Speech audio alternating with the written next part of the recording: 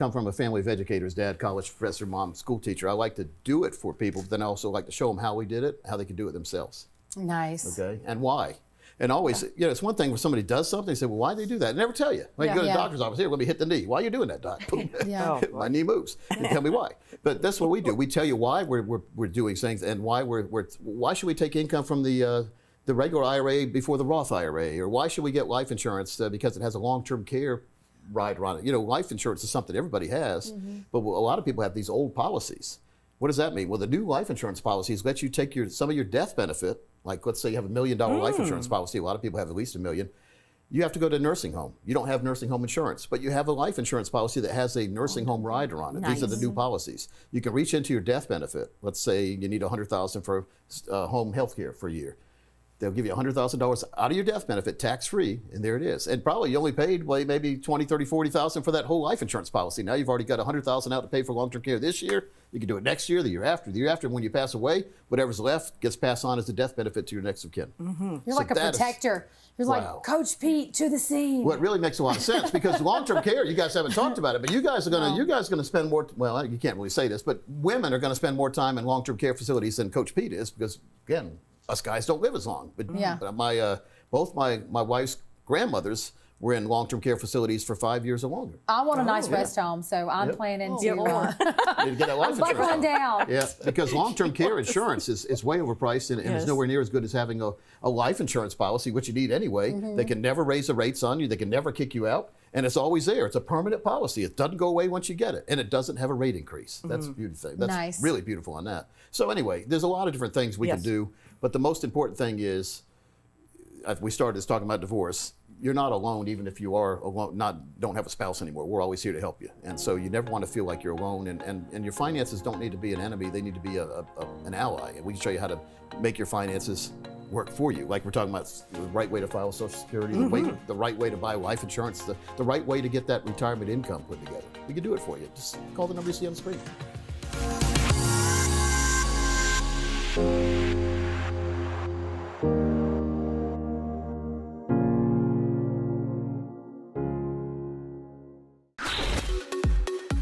So the Gallup reports that 61% of Americans fear outliving their income is worse than dying early. It is. And so I wrote about this. I've got a pocketbook series. So 6 different books like this. This is number 4. This is tactics. And one of the tactics is to make sure that you have an account set up or 2 or 3 accounts that are going to make sure to give you that financial fill-up strategy. It's one thing to ask a broker, hey, is my retirement safe? And of course, they're going to say yes, because they don't want your money to leave. If your money leaves, so does their commissions or their money under management fee.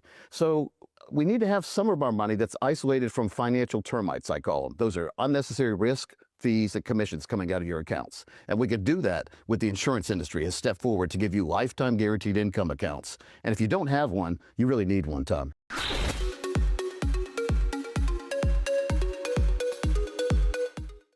Welcome back into Annuity Avenue, folks. Coach Pete here. I've got Mr. Greg Berrien with me, one of my advisors.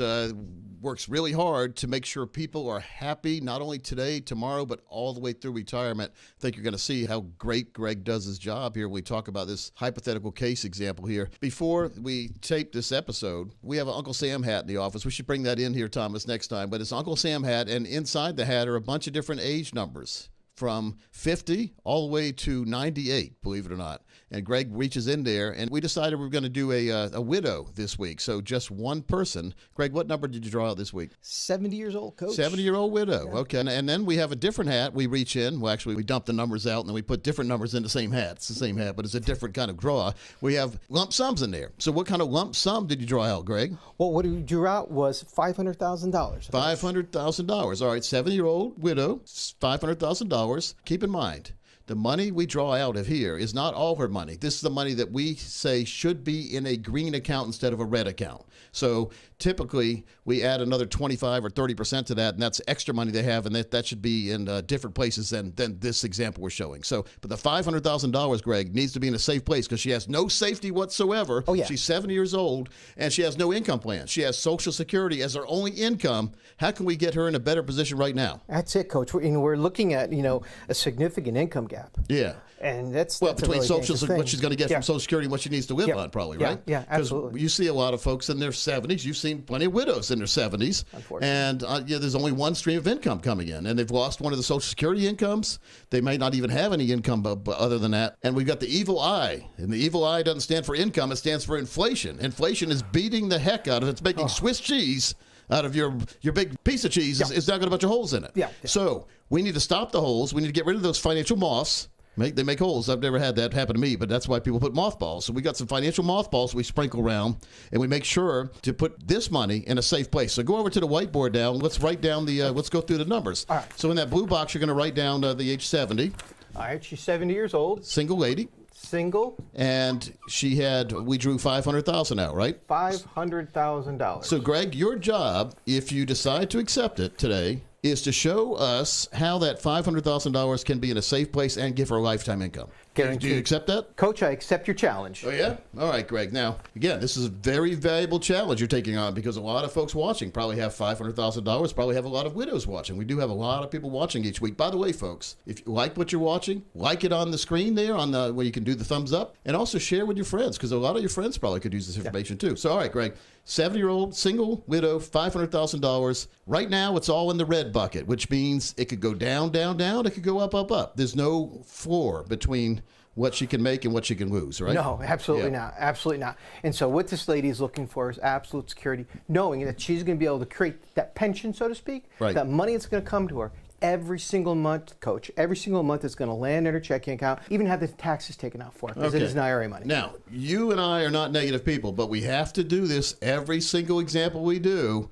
We have to show you, what if you moved your money over into our place here, the example we're showing, and every single day for the rest of your life, for the next 30, 40, 50 years, there was not one single up market. It was down, down, down, down, down. Now, the chances of that happening are slim to none, but it still could. Right? So we have to show you everything. So if the market went down, down, down, she would not get any return whatsoever. She would get a zero, though. Now, if you had the money still in the red bucket, she would probably run out of money. She would have a zero there, too. She would have lost all her money because she would have been sharing in the gain of the market, which was a zero or negative 30 or negative 40 or negative 50. So what would she have if she put the money in here and only got zeros? What can you show us for that? What would she get on that? Well, she would get... And did she start taking income right away? Or when She's going to take income right away. Right away. All right. So she put the money in and starts taking income right away. You know what's cool about this? What's that? Okay. The average advisor out there, they're going to ask her to take only, 4% out, right? Well, we heard about the 4% rule on Wall Street, which says that about only 92% of people are successful taking 4% of their money out. The other 8% or so people run out of money before they run out of life. Greg, is that our goal, is to have people run out of money when they're still here? Well, I'm not going to... No, we need to always make sure you have more than enough income, and then we need to make sure that your spouse gets that same income, and then when we pass away, we need to make sure our next of kin gets whatever's left. And 4% is not going to help her make her income gap. Here's what this company is going to do. Okay. They're going to give her money at a rate of 6.65%, guaranteed the rest of her life. It's crazy. We're talking about the zero, the first, Greg. Right, no, they're going to give her 6.65% of the $500,000. So here's the thing, Coach. She's going to get annually, every year, for the rest of her life, $33,250. That's even if the market were to collapse for the rest of her life. Zero. So could she ever run out of that money? She'll never stop getting her income. So she lives to be 130 years old because she still gets the income. She'll keep getting that money. All right, that's pretty neat. That's crazy. Yeah, I mean, that's because if she had her money in the red bucket, like she does right now, before she puts the money in the green bucket, she'd lose her money. She wouldn't have any money. She would probably not have income after 5 or 6 years in the retirement. It'd be gone. Especially if the market's going down every single year, and that's what we're showing here. Now, we're not negative, are we? No. Gotcha. What if the market did something better than zero every single year, which chances are it probably will? How can we show people that? Can we go back the last 10 years and show them what the strategy did over the last 10 years, or how do you like what we're going to do is we're going to go on the assumption that it's going to maintain what it's done over the past 10 years. Okay, and what was that number? All righty. And so what's going to happen is the amount of money she's going to get is going to go up every single year. Yep. The next Increasing year, income. Then. This is assuming the market is going. Assuming the market's going up. Okay. Yep. So this increasing income. You get income. to share in the gain, folks. You get to share in the gain, but you don't share in the losses. That's the magic of it. You get a zero when the market goes down. You get to share in the gain when the market goes up. It's the best of both worlds if you think about it. Exactly. And so the next year, she's going to get $34,673. All right, a little bit of increasing income there. All right, so what year did you decide she was going to pass away, in your example? Well, I have her 95 years old. The Grim Reaper. That's about, what, 25 years from when she started? Yep. What's the average life expectancy right now for a female? Around 80 years old. 80? 78 to 80 is the average lifespan. We're going to show her living longer. Yeah. Now, keep in mind, she could live to be 120, 130, 140. The income would still come to her. She'd never run out of it. But, all right, this example, she passed away at age 95 after having it 25 years. How much money did she take in that 25 years? I need a lot of ink here. $1,000,000. That's why I had you switch pens. $462,819. And she started with $500,000. Yeah. That's pretty cool. And then, all right, so then she passes away. Is there any money left in her account right then when she passes away? At the age of 95, no. There's no legacy. However, the thing is, Coach, let's say she passed away. She didn't really need one, I guess, right, in this example? 2 years into it. She had 3 times what she started with as far as income, basically, but she could have continued to get that same income forever. Absolutely. Makes a lot of sense to me. Anything you want to add to this? Just that every year, as long as the market goes up, she just keeps on getting money, keeps on getting money. And when she runs out of money... All right, let's say the market doesn't go up. She still gets money. She just doesn't get increasing money. Let's say it was here and then the market stopped going up. Yeah, she keeps getting at $34,000. So whatever your balance, whatever the income is the year before, when the market did have a positive return, the next year the market has a negative return, so you get a zero. Yeah. You still get the amount you got the year before. By the way, Coach, according to this, if she tops out before she runs out of money, she'll be getting $62,000. When you say tops out, what is that? That would the be most she'll ever get. Okay, $62,000. $62,156. And she started with $33,000 as income, so she almost doubled that income with no risk. See, folks, that's the magic here. We're not talking about pie in the sky. We're not talking about, hey, you got to invest in crypto or bet on the racehorse that's the underdog. No, we're saying do the safest strategy that we like out here. We're independent, so we'll go search around all the different financial institutions and insurance companies and find the best fits what you and your family are looking for. And I really like this. This would get my stamp of approval all day long because different types of income are taxed, which is crucial when planning for retirement or optimizing your investments. It's essential to understand why knowing the tax implications of each bucket matters when you're planning for retirement or making investment decisions. The tax treatment of your income can significantly affect your net returns and retirement security. We have taxable bucket. That's paycheck bucket. You earn money, you have to pay tax on it. Then we have tax deferred. That's when you earn your paycheck and in your employer, maybe sometimes, or maybe you go down to the bank, you buy an IRA or you get a 401k with your employer, you can put the money into your account before taxes. That's where you're deferring the taxes. You're going to have to pay the taxes down the road.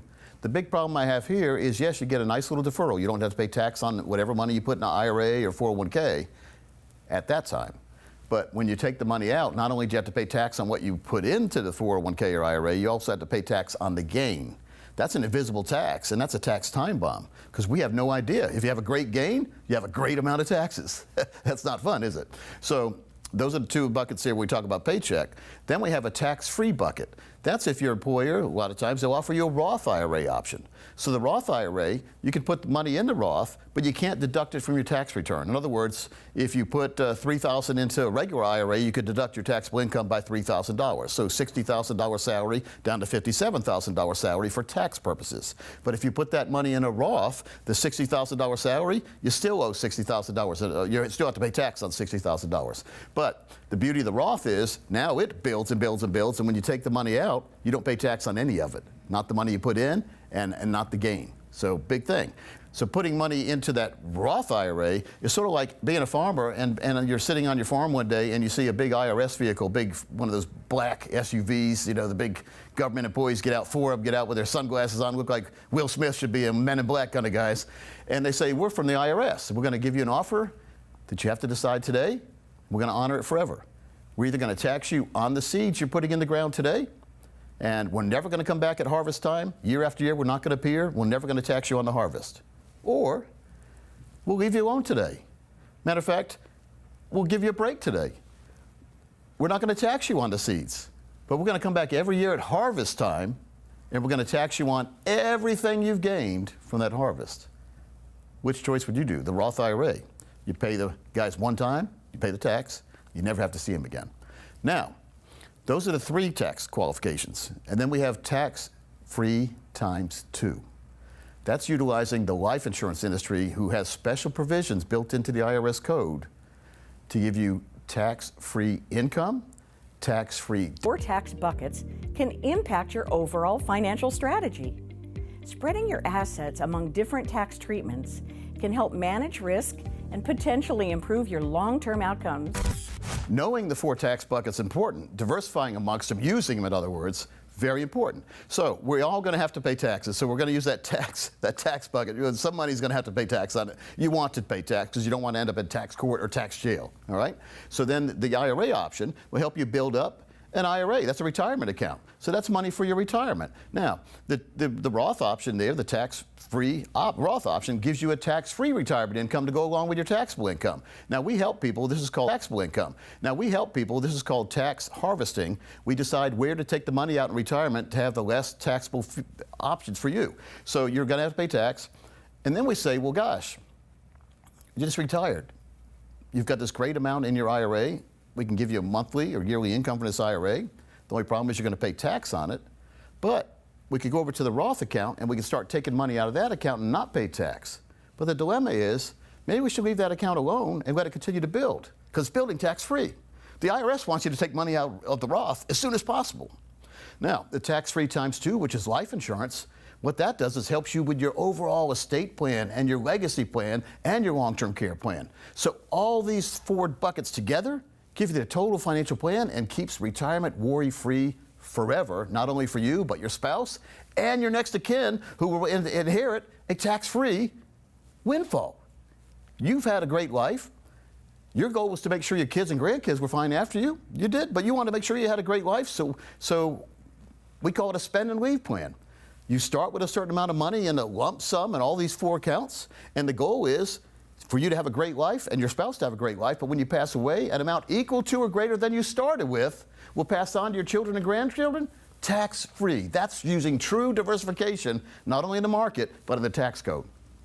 Understanding these tax buckets is a key element in crafting a smart, tax-efficient strategy for your retirement and investments. If you're looking for tailored advice on managing your tax strategy and enhancing your financial plan, our team is here to help. Coach Pete and the team at Capital Financial are ready to offer tips and strategies to get you where you want to be in retirement. Take advantage of the no-cost, no-obligation financial review to understand the ins and outs of your retirement plan. A customized plan based on your wants and needs. Contact us today. Also, be sure to like this video and subscribe to this channel for more retirement help.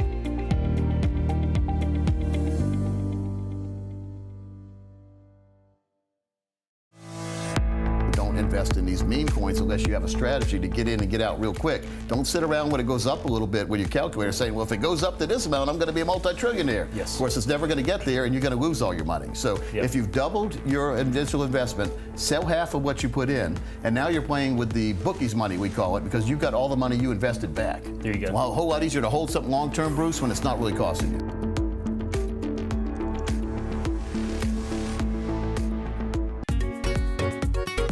What can happen if you miss a required minimum distribution? If you know the answer to this question, you could receive a free copy in the mail of one of Coach Pete D'Arruda's latest best-selling books. Isn't that right, Coach? Oh, yeah. We've got 2 books. Now, my newest book is Tax Savvy Retirement. It's over 200 pages of how to put you in control of the tax man before, during, and after retirement. And the big book on retirement, over 300 pages, diagramming how to get to and through retirement in the best possible position. So you'll get your choice of one of these 2 books if you answer the trivia question correctly. And Thomas, it's a multiple choice question too. It is. All right, here are your options. What can happen if you miss an RMD? A, you get bonus interest. B, you have a 50% penalty. C, you get a Roth conversion. Or D, a tax-free withdrawal. There are some of these that you may wish it was, and there are some of these that it actually is. Let's do this. Yeah, so all you have to do is give us your answer. You see the way to do that is to call the number you see on the screen or text, and we will give the correct winners their choice of the books.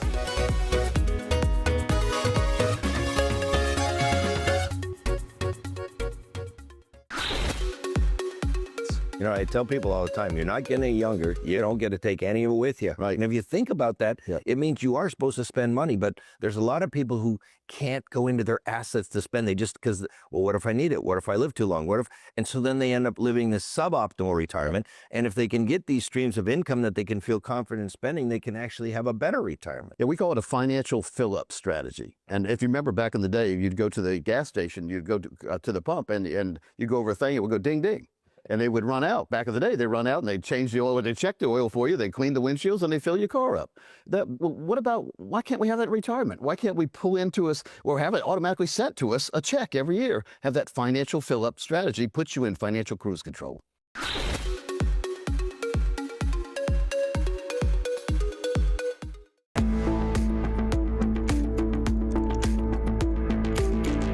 Welcome into our series on the Big Book on Retirement. Consumer advocate Thomas Lipscomb here with you alongside Coach Pete Deruta, President, Founding Principal of Capital Financial, America's Wealth, Financial and Income Coach. And one other thing, among many things I'm leaving off the table, the author of the book that we're discussing right now. Yeah. Big Book on Retirement. The Big Book on Retirement. Yeah. So we are looking at devising a playbook in Chapter 3, Coach. So we've talked about picking the right coach and just making sure that we know what's going on when it comes to rules. But what about this playbook?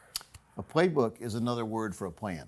Okay. And so we have a financial playbook for all our clients. They know exactly what kind of income they can get. We know ahead of time what they're going to want to do in retirement a lot of times, and then we can put a price to that. Yeah.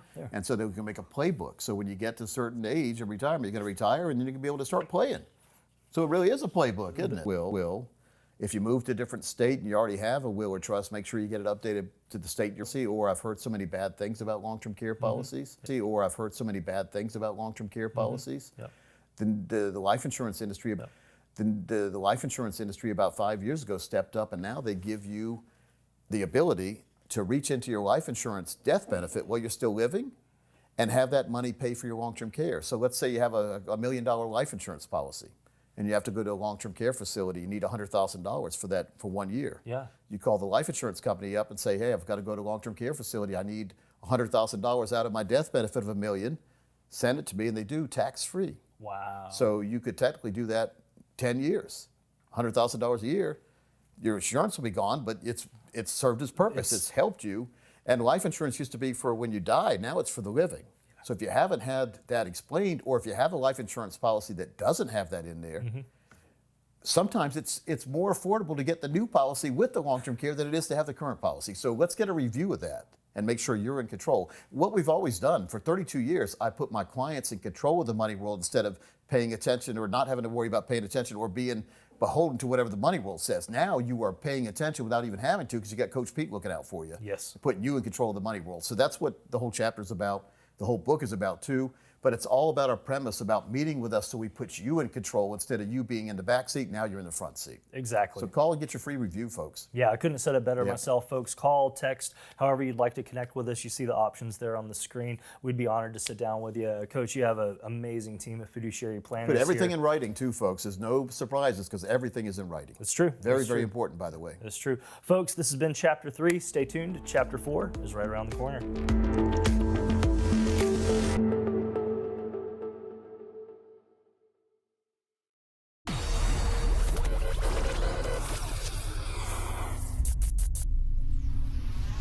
Thomas, what do we do on our show? We define our terms. Yes. What is CES? Oh, please don't. Joe, can you help me? Consumer Electronics Show, Thomas. That's right. That's absolutely right. Consumer Electronics Show, where they show all the neat stuff that's coming up that you can't afford. Yeah, exactly. Joe, how was the event? Was it worthwhile attending? The event was eye-opening, and I thoroughly enjoyed it. Saw a lot of cool stuff. I mean, just like you said, stuff that's not available yet but is coming.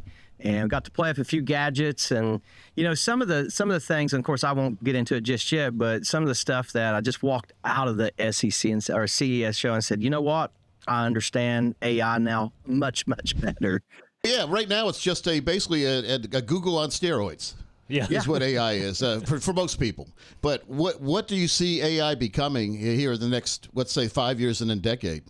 Well, I see it really being a game changer. When you look back at the internet, and when the internet came out, it gave such such usability. It gave companies a way to scale, and you see companies today coming online. I kind of like to look at it like Starbucks. Those are what I call atom companies. Those are companies that have to have thousands of stores to service millions of customers, right? Mm-hmm. Well, today, AI, you're able to deploy very, very sophisticated software using a cloud base, and companies are able to scale like nothing you've ever seen. I mean, they can go to these billion-dollar valuations literally in a very, very short period of time. And just to hear about what AI is becoming and what it is, it just opened my eyes. This year was fantastic.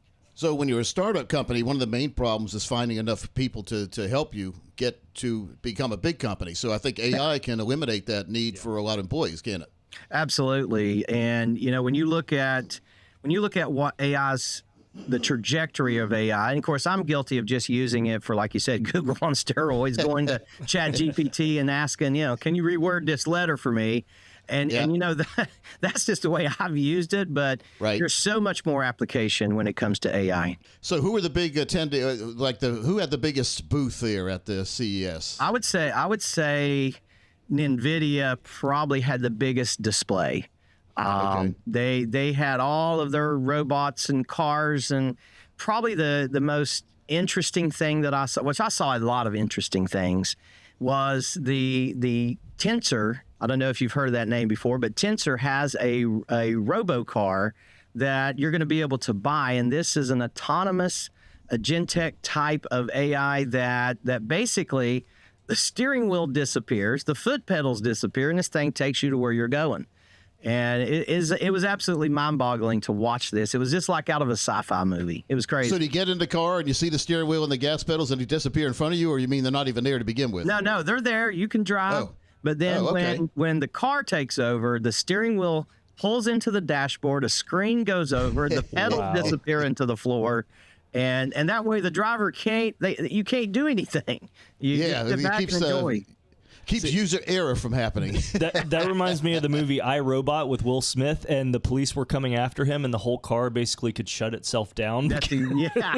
Exactly it, right. Did they have rides available in that car, or was it just a display? They had it displayed in the Fontainebleau Hotel, and I'm sure at some point, certain folks probably could take a test ride, and but it wasn't there for me to do the test ride. I'd love to have done it, but it was in the hotel. You could get in it. You could check it all out. It was amazing. Yeah. Now, NVIDIA had probably a big display too, right? Because they're a big AI company with the chips. Oh, yeah. Yeah, they had, some of their servers out there. They had some of their robots. They had some video of futuristic goals that they're pressing toward, and just a huge display. What really surprised you, like you weren't expecting to see at CES this year? Obviously AI was going to be there, no doubt. Yep. But probably the thing that it wasn't, so I guess it wasn't so much of what I saw, it was the impression that I took away. And it was like embracing AI as more of a platform that you put in your business, that you put to work in your life. That was probably the greatest thing that I took away. Probably the coolest things that I saw was the robocar. That was off the chart. A lot of the smart glasses, I don't know if you've ever tried those, but the smart glasses, especially if I was a retiree, I'm 52, the smart glasses is going to be a game changer. If I was a retiree, 60, 65, I tell you right now, I would 100% get these smart glasses because they're freaking amazing. I don't know if you've ever tried any. I bought them twice and never used them. I got the first generation, and then I just got this. I didn't buy the second one. I got it as a gift at Christmas time, but I haven't ever used them. But I have seen online there are some non-name brand smart glasses. You get these ads on Facebook all the time. One would translate for you. One would tape every single minute of your day, just in case you forgot what was going on, which again is good for people as we get older. We forget things. Yeah, so you can't say you don't remember anymore. You just look at it through the glasses and say, hey, remind me of what this looks like. I was going to say another thing I saw that was good because I brush my teeth. I know it's kind of corny, but I brush my teeth, I floss, but I hate doing it. But I still do it 2 times a day. and they had toothbrushes there that you were able to brush and floss at the same time. And so it was made by a company, Soccas, I believe, Soccas. And check that out if you ever get a chance. It was really cool. Now, that's pretty funny because, I mean, in order to, because there's a gap between your teeth, that's where the floss has to go. So how does it know that? Does it have a camera built into the... You know, homemaking type robots that I found very cool because, you know, most of the ones you see are the ones that's, you know, sweeping up the floor. And you know, the little black thing running around, but we have a couple of those here now. We have a couple of those here. You know, I think of when you talk about folding clothes, I think about the Jetsons. Rosie. Yeah. Rosie was a little maid robot, and so one thing I hate doing is laundry, but I do my own laundry, and I really hate folding. So that would be, I would buy a robot today if they would get promised to fold my clothes, then hang them. Well, it was a little slow. But I could see over some time that the technology is really going to emerge. Now, I met the new owner of Napster while I was there, and you know, Napster, you know, you remember from the 90s. Yeah, a long time ago. Yep. This guy, he bought the Napster company, and he now that program now you can use it for like young artists. Any artist could use it. And basically, it will take your music that you're making and license it. I mean, it does the whole thing for you. It's something you probably should check out at some time. Thomas wanted to ask about the TVs. Yeah. Like, so I saw an announcement that, and I'm not sure the brand, it might have been LG, but they did a wallpaper television that was less than a centimeter thin. Did you see that there? Yes, that was really cool. I took a bunch of pictures, got some info, and that's something that I'm very interested in purchasing. Yeah, that's pretty amazing, isn't it? I mean, absolutely. The technology there. And there were several different brands there. You know, they had some from China, some various places. But yeah, your major TV brands were there. They had their displays. But the TV, I mean, that screen was super. I mean, you could literally glue it to the wall. It's crazy. So how big was this? Did they have it in the convention center and that already spread out to different hotels, or they have it all over different hotels? That was a little overwhelming. You had several of the convention halls set up, and then they had 5 of the major hotels that they had speakers and panelists off and on all day long. I thoroughly enjoyed listening to some of the panelists talk and just hearing some of the techie guys and some like Hollywood producers and, you know, CEOs, just hearing them all collaborate together was very powerful. And it was... Well, you know, Hollywood's not going to have these gigantic scenes anymore. They're not going to have to pay a whole bunch of people. They'll just have it all in CGI. Well, something more advanced than CGI, but they'll be able to do it all on a computer. Sort of like Game of Thrones. Game of Thrones did a lot of that, by the way, too. They did a lot of graphics added on. One of the gentlemen from Warner Brothers, he was talking about that. He I don't know if you know this yet, but they're coming out with a Barbie 2. That's what he said, that they're making the Barbie 2 movie, and it's going to have some of these effects and all this stuff in, and it's going to be really good. Pretty amazing. Now tell folks, I mean, you're not just a normal person that's going to CES. You've got a pretty big tech background. Where'd you go to college? Well, I went to Ohio State, and I've attended MIT, and, you know, I love tech. I love digging into the stuff, and just, you know, I'm the guy that wants to know how the watch works. Now, you said Ohio State. Usually when someone says Ohio State, they say the Ohio State. The Ohio State, yeah. Thomas, you've heard that before, right? Yes. Yeah, you watch any football game when the guys announce where they're from. Go, the Ohio State. So, which I've been to Columbus. It's a nice place. I mean, I've been to Notre Dame too. Those are like nice college towns. Yeah, I had a Subway store not far from campus there on 23. And it was the #1 Subway store in Columbus because of the college. And there you go. It's good old days back then. Yeah. Nice. Now, you were looking at a lot of things there, and you know, I'm sure because you're a big investor too. You like to invest in stocks and play the market the right way. Do you see any? Did you notice any maybe small companies that no one's ever heard of that you might think are ready to explode, you know, with the products they have? The one thing that I'm looking for when I'm looking for these types of investments, I'm looking for people that have big vision and then that are looking to be a disruptor. You know, you take Elon Musk, you know, his goal is to colonize Mars. I mean, that's just like, way up there. And, these companies, fortunately, when you aim high, that, you might not hit the stars, but you're going to get into the atmosphere of space. And that's what, when you're looking at these companies, seeing the technology and hearing their ambitions, do they have an open architecture that you could see this company really making some waves? I would say a recent example of that is NVIDIA. We just had a clip on our show recently where the president was talking about, because we provide the chips to everybody, they're that foundational structure. Yes. Yeah. Well, that's important to get those kind of companies, but then also the ones that no one's heard of yet, and then all of a sudden everyone hears about, but it's too late to get in almost. So true. So true. It's the meteoric rise, they call it. So what was your favorite interactive display? Because, a lot of these companies spend millions sometimes on their displays. Well, one of the displays that really caught my attention was they had a display there where they had an omnidirectional treadmill, and there was a guy that was in the VR suit, and basically he was in Ready Player One total. I mean, he had the whole get up, and they had a bunch of demonstrations going on, lots of people in those suits, and I was watching what they were seeing in the TV, and I thought, oh my God, gaming is coming it has came a long way, and this is the evolution of the gaming industry right here.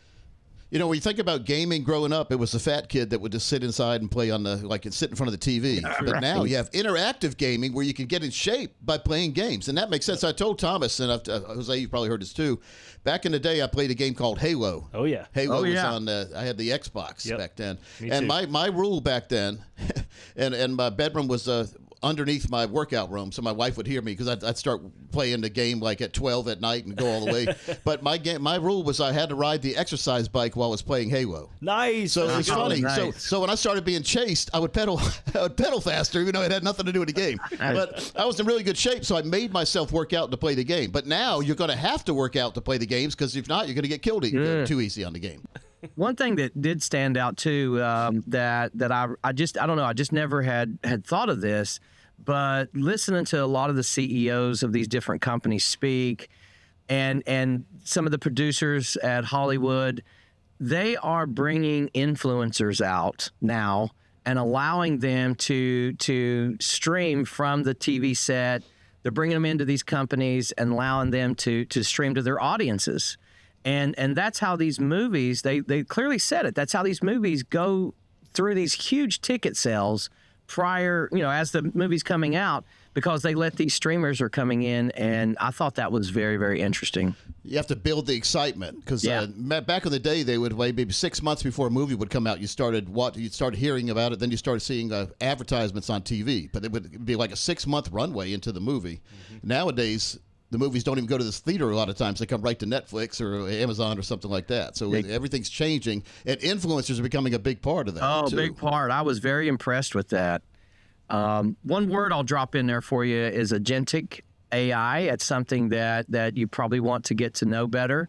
That's going to probably be a $1 trillion industry before you know it, and that's something to really, explore. Find companies that are focused on agentic type of AI. That's going to be your autonomous type AI, and that's going to be the big thing here down the road.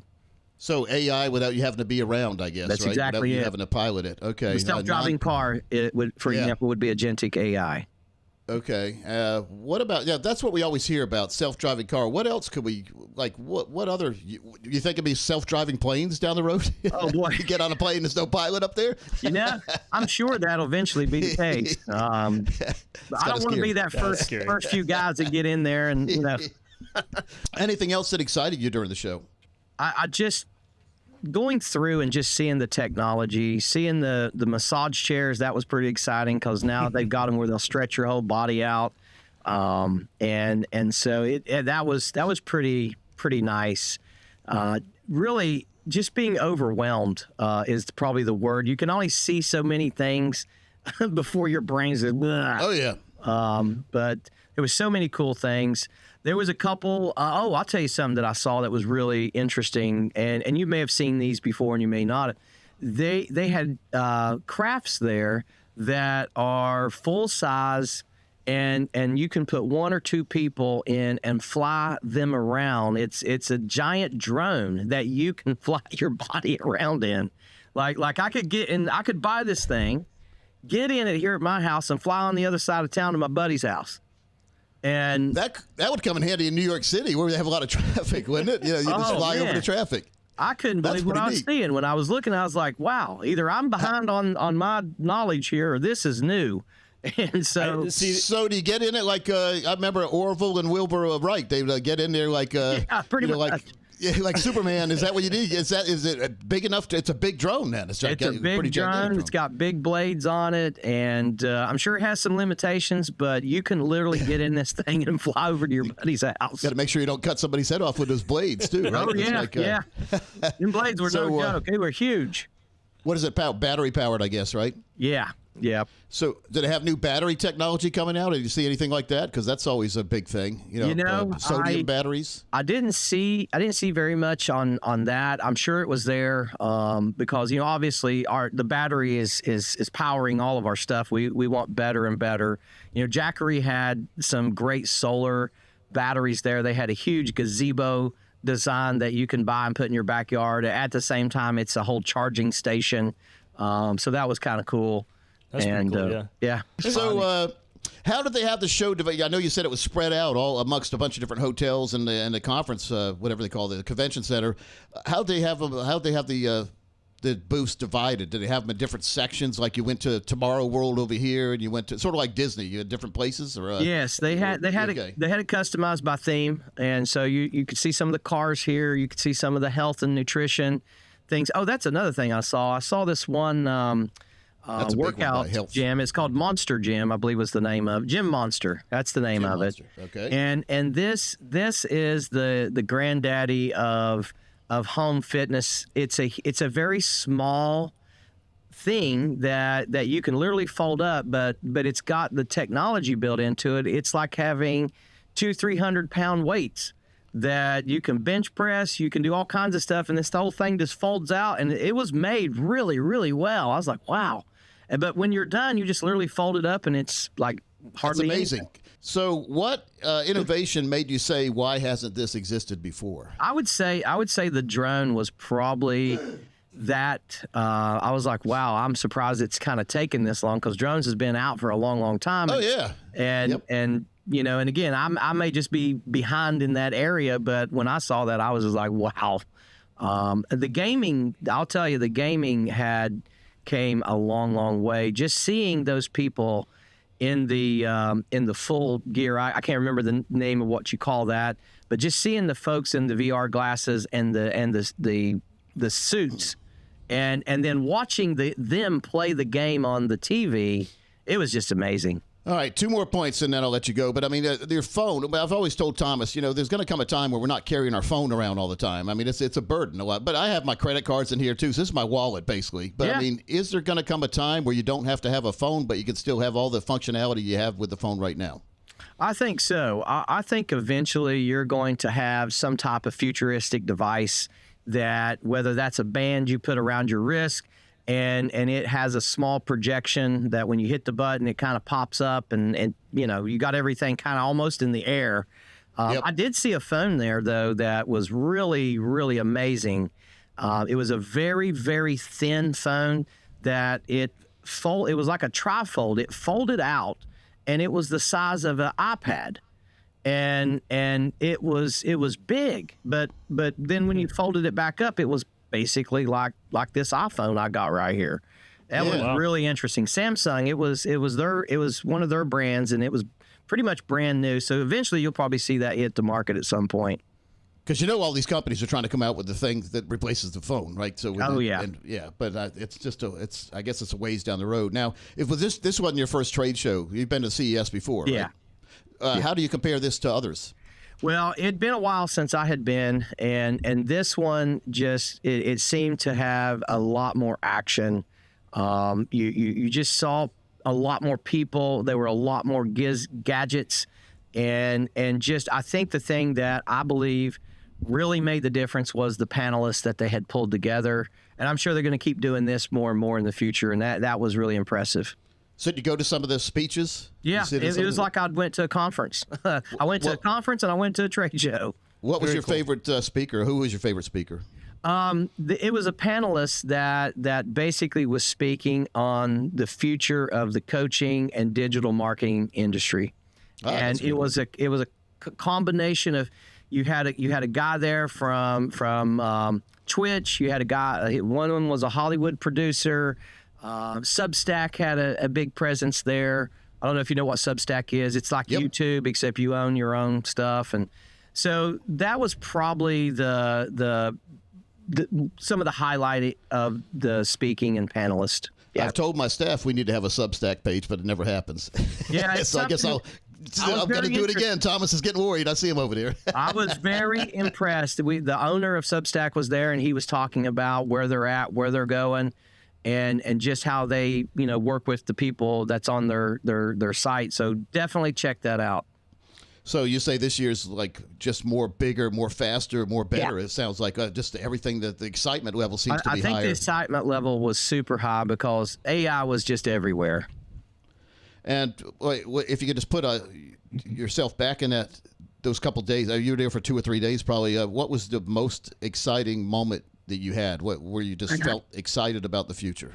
Oh, that's when I won. I pulled the handle, and all of a sudden, this big thing started flashing. It said I won. Oh yeah, How much did you win? How much did you win? You win a lot. Well, I'd say for IRS purposes, we'll keep it under 10,000. Yeah, we'll keep it under 10,000. But I would say probably the biggest thing was leaving the show. I felt like I had a new perspective on what AI is really going to become down the road. And it got me really fired up. I'm thinking about going back and taking some classes at MIT on Agentech and on some of that AI so that I can better incorporate it into my business and so forth. So very excited about it. Well, here's one thing I just forgot. I said it was my last question, but I got one more here. But blockchain, we've heard so much about blockchain over the years. Yeah. Were there any blockchain type companies there showing you what the future is going to be in blockchain? Yes. There was some companies there illustrating, some of their stuff and blockchain. Absolutely. And blockchain is going to continue to emerge, especially with quantum computer. And you put blockchains and quantum computers together, that's going to be a huge deal, especially when we have access to it. Yeah, I really think that's the future of voting. If we can perfect the voter ID, then if people vote on the blockchain, there'll be no more cheating anymore. That's exactly right. And so that's the way to go. One final thing: your favorite restaurant while in Vegas? My favorite restaurants, believe it or not, it was just Gordon Ramsay's Burger Bar at the Planet Hollywood. I've heard good things about that, actually. He's got some of his other places, like Hell's Kitchen is good, but it's expensive and it's a long wait. But the Burger Bar is good. The best steakhouse I've ever been to there is the Golden Steer. Oh, yeah. Golden Steer. Yeah, it's featured in the movie Casino. Yeah. It's one of the old-timey ones, but it's one of the best steaks ever. So just keep that in mind. You've probably been there before. Yeah. All right. His name is Joe Casey, and he's one of the guys that I like to talk to when we talk about tech and also investing. Joe, thanks for your time today. Hey, thanks for having me, Coach Pete. Love it. Look forward to seeing you again soon and hanging out with you anytime, man. Call me anytime. Hey, if people wanted to contact you, how could they do that? They could simply just go to catalystwealthcoaching.com, and you'll find all my information right there. There you go. Thanks a lot, Joe. Take care. We'll look forward to talking to you again in the future. Yes, sir. Have a good one. Bye-bye.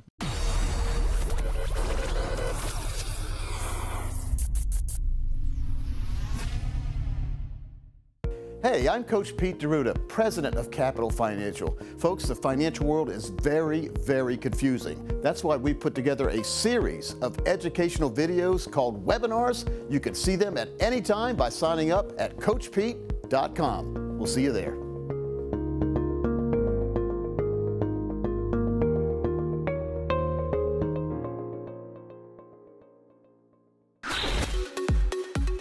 This is a Little Green Book of Life. It's on Amazon. I've had it out for years. It's 100 pages. It's interactive, though, where it asks you estate planning questions.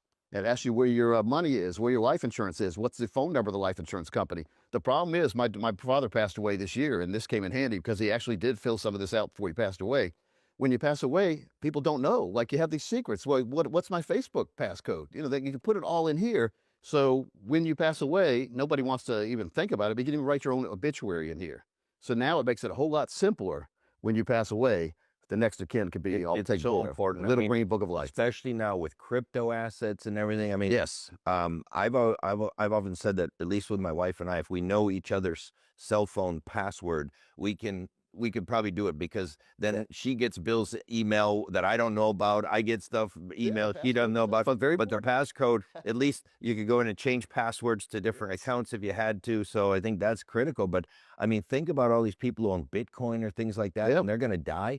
And if you don't have that exact code, it's gone. In fact, I think about 10 or 15% of Bitcoin, it's already been lost. Well, the story the other day, the guy finally gave up. He was going to the dump. His wife threw away his computer. She was doing spring cleaning, and on his computer had his Bitcoin codes. And he searched the dump for over 10 years looking for it, because it was worth like $1 billion, and he never found it.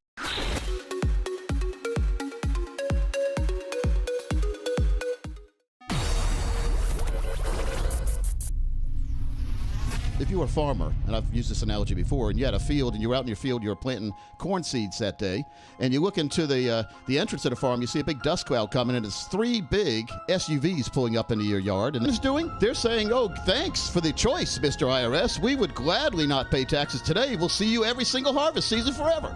And then we'll also see you on our harvest when we die."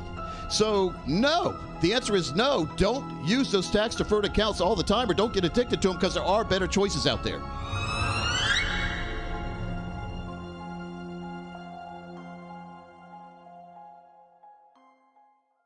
So let's talk about healthcare, because between healthcare, Medicare, and healthcare long-term care, there's a lot of risk for seniors, because, every person I know now, I play a lot of golf with a lot of seniors. You do a great job playing golf, by the way. Everybody's got a condition or a situation. Yeah.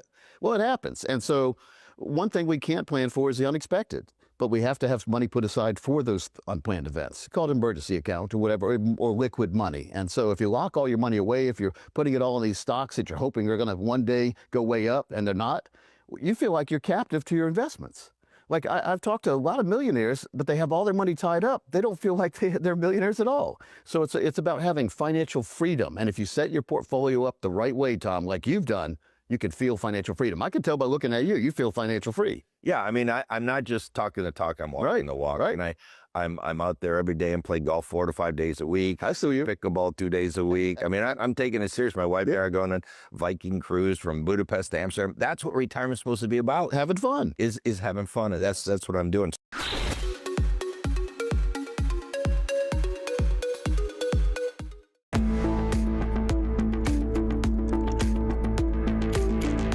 Welcome back into our series on the Big Book on Retirement. I'm Thomas Lipscomb, again here with you alongside the best-selling author himself, Coach Pete D'Arruda. Chapter 4, if you have your book in front of you, you already know what I'm going to say, but it is prioritize training and conditioning. This is a good one, Coach. Yeah. So prioritize training and conditioning. When I think about this, I think working out and getting myself in better shape than I am right now. Get your body in shape, but get your mind in shape and make sure your plan's in shape. Okay, yeah. All right, so same kind of concept. I mean, you can tell if you ever watch a sporting event, some teams look more prepared than others.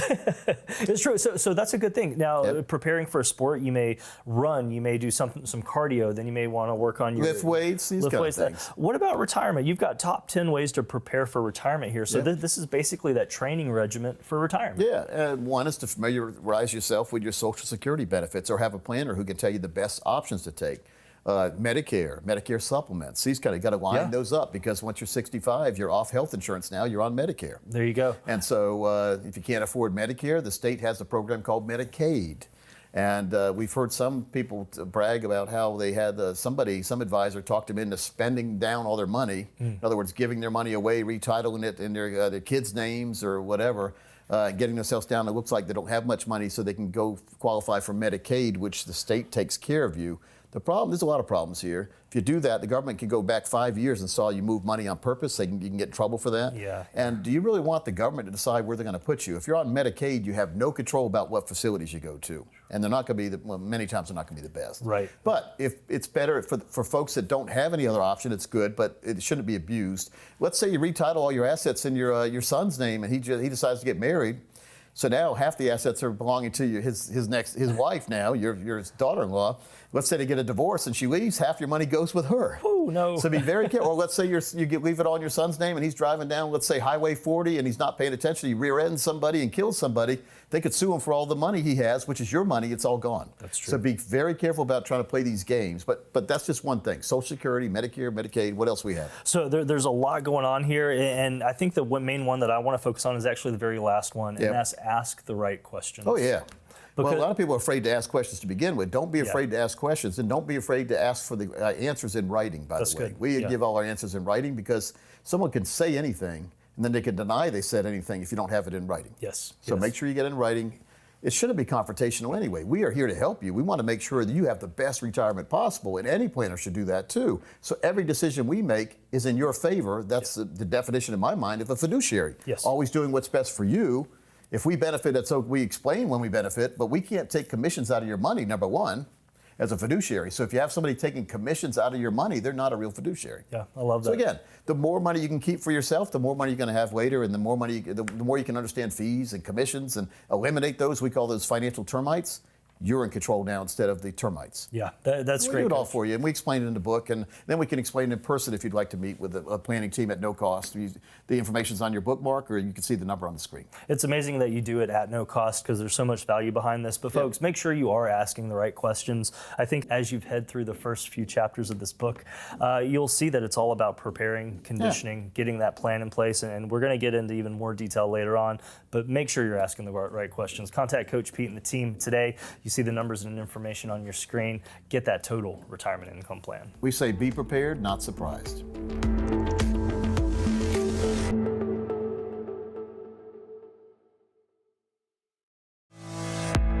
Just be careful of where you put your money. Make sure not to put all your money in one place. Yeah. Pick out 20 that you really like. Make sure they're not meme coins unless you're going to actively watch that and get in low and get out quick in a matter of hours or seconds. That's good, yeah.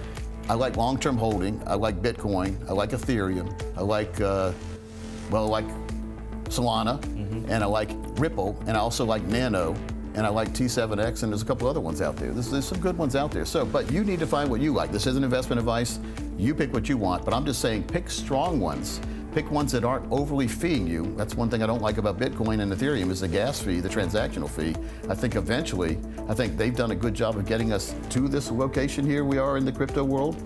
I think Bitcoin and Ethereum will always be here, but I think there'll be other coins that come up that people start trusting and believing in that are a lot cheaper to use to transact with.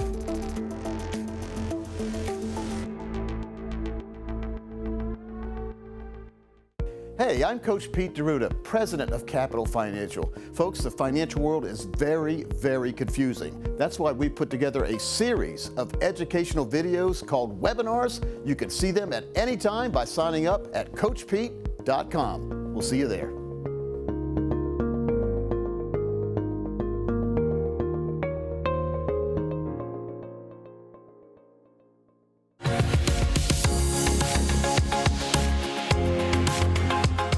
Thanks for spending a little bit of time with us here on our info series, Women and Money. I've got Miss Jana, Miss Amanda, Hi. I'm Jackie, and Coach Pete. He is giving us all the great information. We're asking him questions. How do we proceed through the stages of our lives as women with our own money? And one of those is securing lifetime income. Is this only a discussion for pre-retirees? I think it's any time. I mean, we need to always talk about it until we accomplish it. And once we accomplish it, we always need to be thinking how we can get more than one stream of income. You know, when we retire, we got Social Security, supposedly. I get that income. But we also need to have some money that we put aside on our own in our 401ks, our thrift savings plans, our 403b, wherever we save that money. But the problem there is we save, and we build up this nice lump sum. We see the lump sum, it looks nice. So you won that race, you built up that money. The problem is there's another race getting ready to start, and that's the race to retirement income. How do we get the most income we could qualify for without ever running out of money? And so that's when we do income planning. We've heard that before. Based on your lump sum right here, how much can we translate that lump sum into to give you a lifetime income you can't outlive for you and your spouse?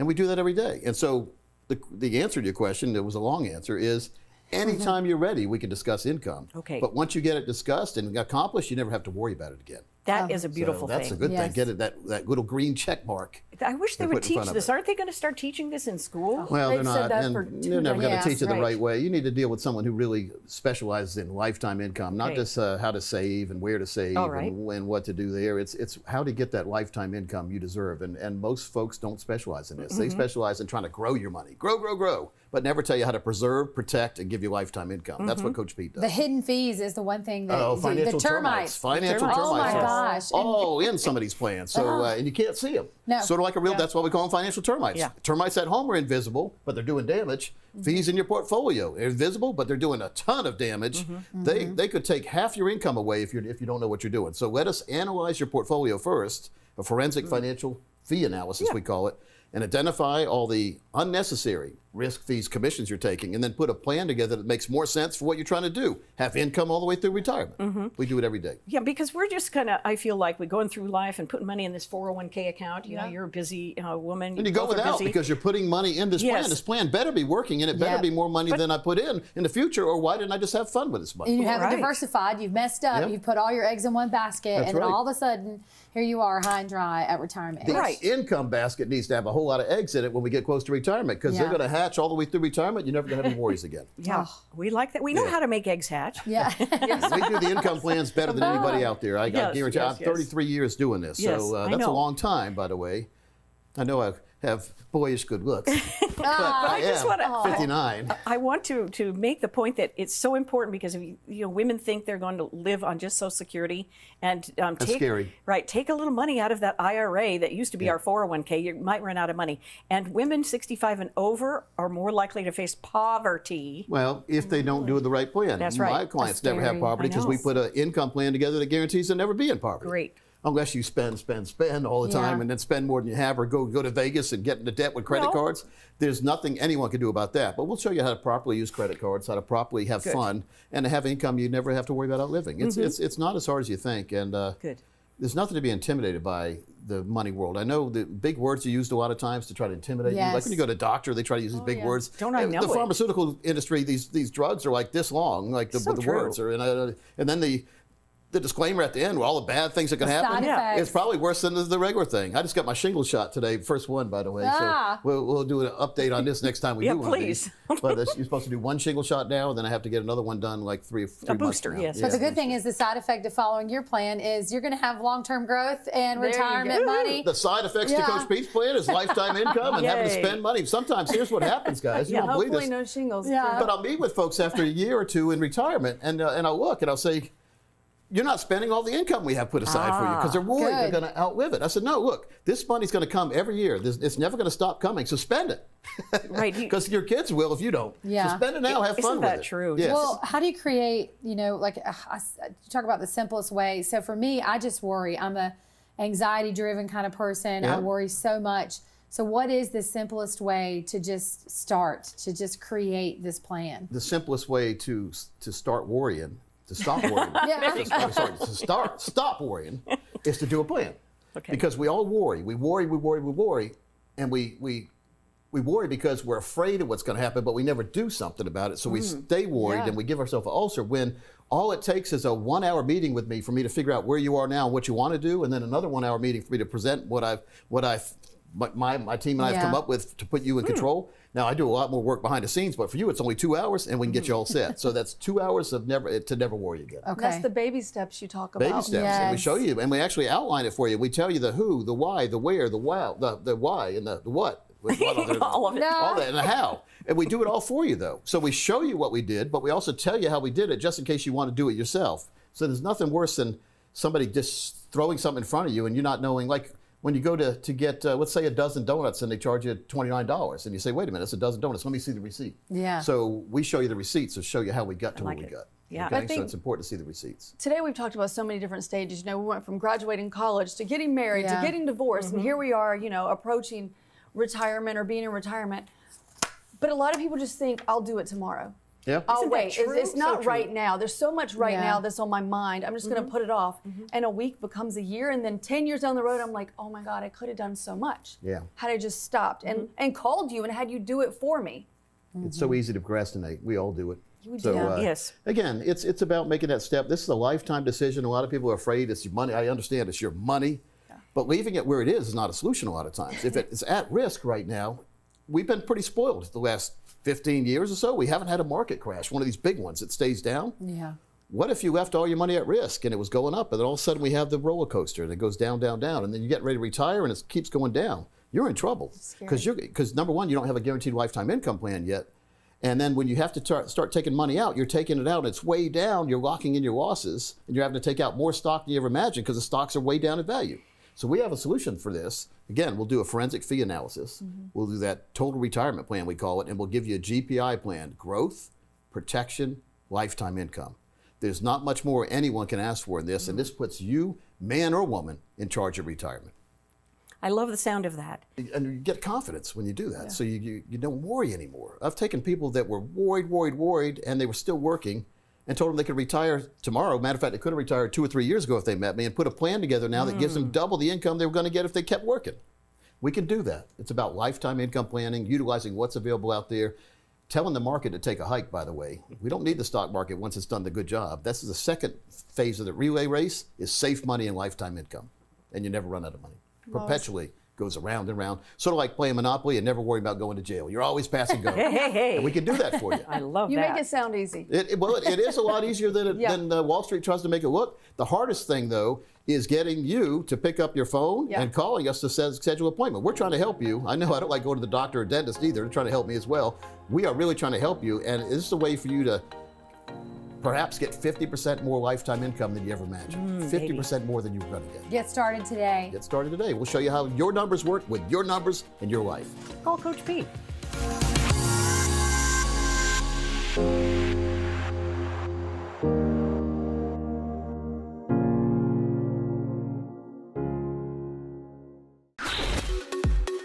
%54% of Americans say that inflation is the #1 risk that they're facing. And I mean, prices have gone up. I went to Vegas a while back, and I just kept saying, that's crazy, that's crazy, that's ridiculous, that's ridiculous. Yeah. How do people handle inflation? It is, I have a radio show, been about 22 years on national radio, and we've talked about inflation for years, but no one would pay attention. Now, the last 5 years, people are now starting to pay attention. Right. Things are getting, and they were getting more expensive as we went on, because there's no 49-cent gas anymore we had in the 70s, but it was so slow. It's sort of like when you put a frog in a pot of water, and you turn up the heat very slowly, he'll boil to death eventually. Whereas if you have the boiling pot already boiling, you drop a frog in, he'll jump out. So now we're starting to notice it, because we're seeing that boiling water. That's the inflation. So what are you going to do about it? Make sure that your assets are outperforming inflation. Right. We can't have our money sitting in a CD. That's losing money safely, we call it, because CDs are paying, let's say, 3%, but inflation's 5% back in the day when inflation was 6, 7, 8. But inflation's still pretty high. So we have to have our money growing faster than inflation rate. But we also don't want to take too much risk with that money. Right. Because you're not going to keep up with inflation at all if you're losing money. Yeah, and the knock on income annuities is they don't protect against inflation. Well, there's several ways to do it. Number one, you can buy inflation protection, a cost of living that your check goes up every year. There are some companies out there that if the market goes up, your check will go up, but it won't go down. It'll only go up. That's one way. And so the other way is, you do what I do, and that I got 13 of them, and I've laddered them so that they kick in at different times, but that increases my income over my life. The negative things I've heard about annuities over the year, Tom, and especially from some of the writers who don't understand the financial world, they write they pick one annuity out of a bucket of thousands, and let's say they grab a variable annuity. Right. Now, I've never offered a variable annuity. I don't really believe in them. There's some good ones that seem to be coming out now, but back in the day there haven't been, but they have a lot of fees and mortality expenses, and you can lose money. So you put money in, it can go down. So the true annuities that we've always offered, you have that ratcheting up effect. The worst case scenario is you get a 0 for the year. But if you get a 0, that means everybody else is probably negative 10, 20, 30, who knows where they are. Right. So the next year you're starting from here, they're starting from down there. So when it goes up, you're going up. So you're not going to get rich quick in an annuity, but you're never going to get poor.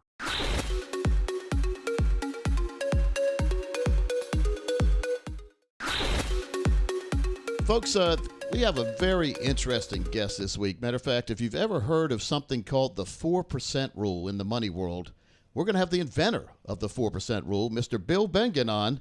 And Bill is joining us from Tucson, Arizona today. Bill, welcome in. Oh, thanks for inviting me. Looking forward to it.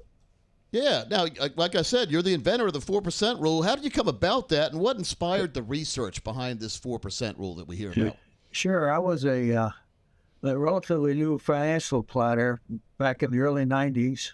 Not a young one. It was a second career, but I got into that, and I started fielding questions from my clients who are, basically baby boomers with about 20 to 25 years to retire. And they were just starting to think seriously about how much they should be saving and what they could spend in retirement. And I tried to find guidance on, the spending withdrawals, and couldn't find anything anywhere. No books, no magazines.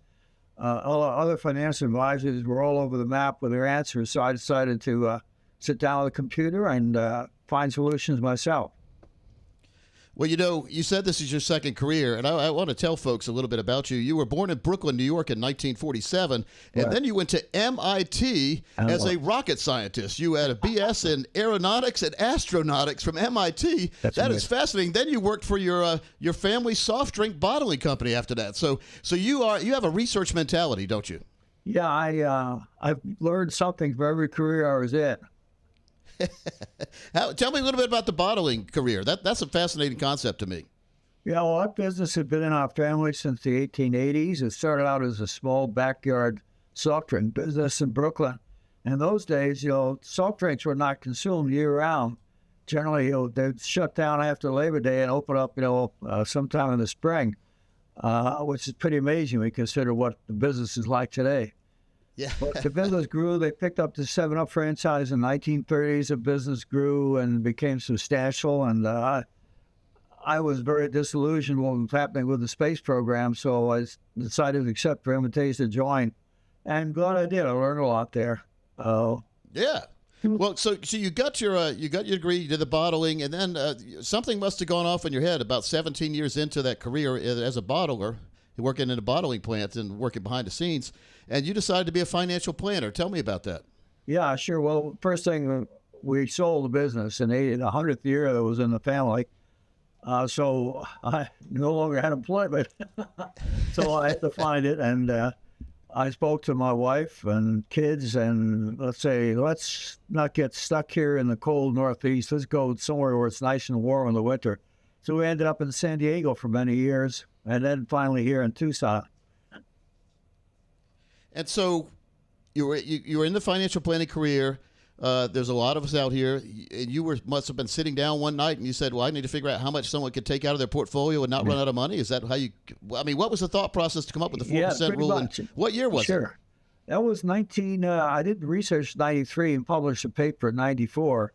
And essentially what I was trying to answer was, what was the worst case situation in history? If you wanted to be ultra conservative and withdraw at a rate which guaranteed 30 years based on anything that's happened in the last 100 years, what would it be? Turned out to be about 4.15%.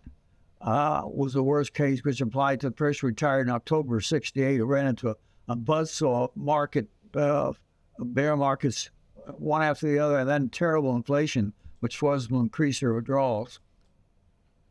We call that sequence of return risk when you retire into a bad environment like that. And that's so right. You tested those back in the 90s, and what surprised you most when you were doing this research on the 4% rule? Well, I was surprised at first when I looked at the asset allocation. I wasn't sure how much you need in stocks and bonds. And when I ran the numbers, it clearly indicated you need a very substantial position stocks, 65% probably, and bonds, not so much. If you go much higher than that stocks, you get hit with a bad bear market, you get devastated. If you go low and with more bonds, you won't have enough oomph in the portfolio to generate the returns you need to get the withdrawals. Right. And when we say stocks these days, there's so many stocks, and people need to diversify properly, or they could pick the wrong stock and be bankrupt in 2 days if it's a bad stock. You see some of these stocks go like a rug pull, and they don't exist anymore. So how can someone make sure they're picking the right stocks to go along with the 4% rule? Well, I think diversification is the key. Invest in funds, broadly diversified across markets, across countries, across industries. good high quality funds. There are plenty of those. Most of them are index funds at very low cost, so that they are easy to swallow. You know, you're not dealing with friction, commission, and so forth. Yes. So it can be done. People today are very fortunate to have this available to them. Now, when we hear about different rules of withdrawal that you can make sure to have a successful retirement, Susie Orman's saying 3%. I've even heard someone say, Dave Ramsey says 8%. What are your opinion on those, or that range? What do you think about that? Well, you know, I haven't sat down with either of them to discuss the basis of their feelings, but just looking at my own data, I use historical data. I basically reconstruct the portfolios of investors retiring in 1926 to date. I had seen nothing in history that indicates anything less than 4.7%, which is the new number, my updated number. And to get below that, we would have to have something like in the 60s and 70s again. If you remember, we just had terrible bear markets followed by years of high inflation. And I don't see that on the horizon yet, at least. What's your opinion on the S&P 500? Is that a good, I know Vanguard has a really good one. VOO is a symbol. That's a pretty nice S&P 500 fund. What do you think about that one as far as being included in that portfolio to get this 4.7 you're talking about? It probably makes sense to do that over the long term, although on the short term, you're going to have to be careful because stocks are very highly valued and very concentrated in a few names, so that not always doesn't end well. Now, you said you've been quoted that the 4% rule was never meant to be a law, more of a process. How should people use it today without locking themselves into a rigid number, I guess we say? Yeah, I've identified in my book what I call 8 elements, which are basically assumptions that you can use to personalize your withdrawal plan. They include things like the planning horizon, how long you're planning to withdraw money, what type of account, taxable, non-taxable, do you plan to leave a balance at the end of the account for your heirs, and so on. There are those 8 factors. You get values for each of those, and then you can next step is take a look at stock market valuation and inflation. And using those 2 factors, I've got tables set up so people can just look up their number.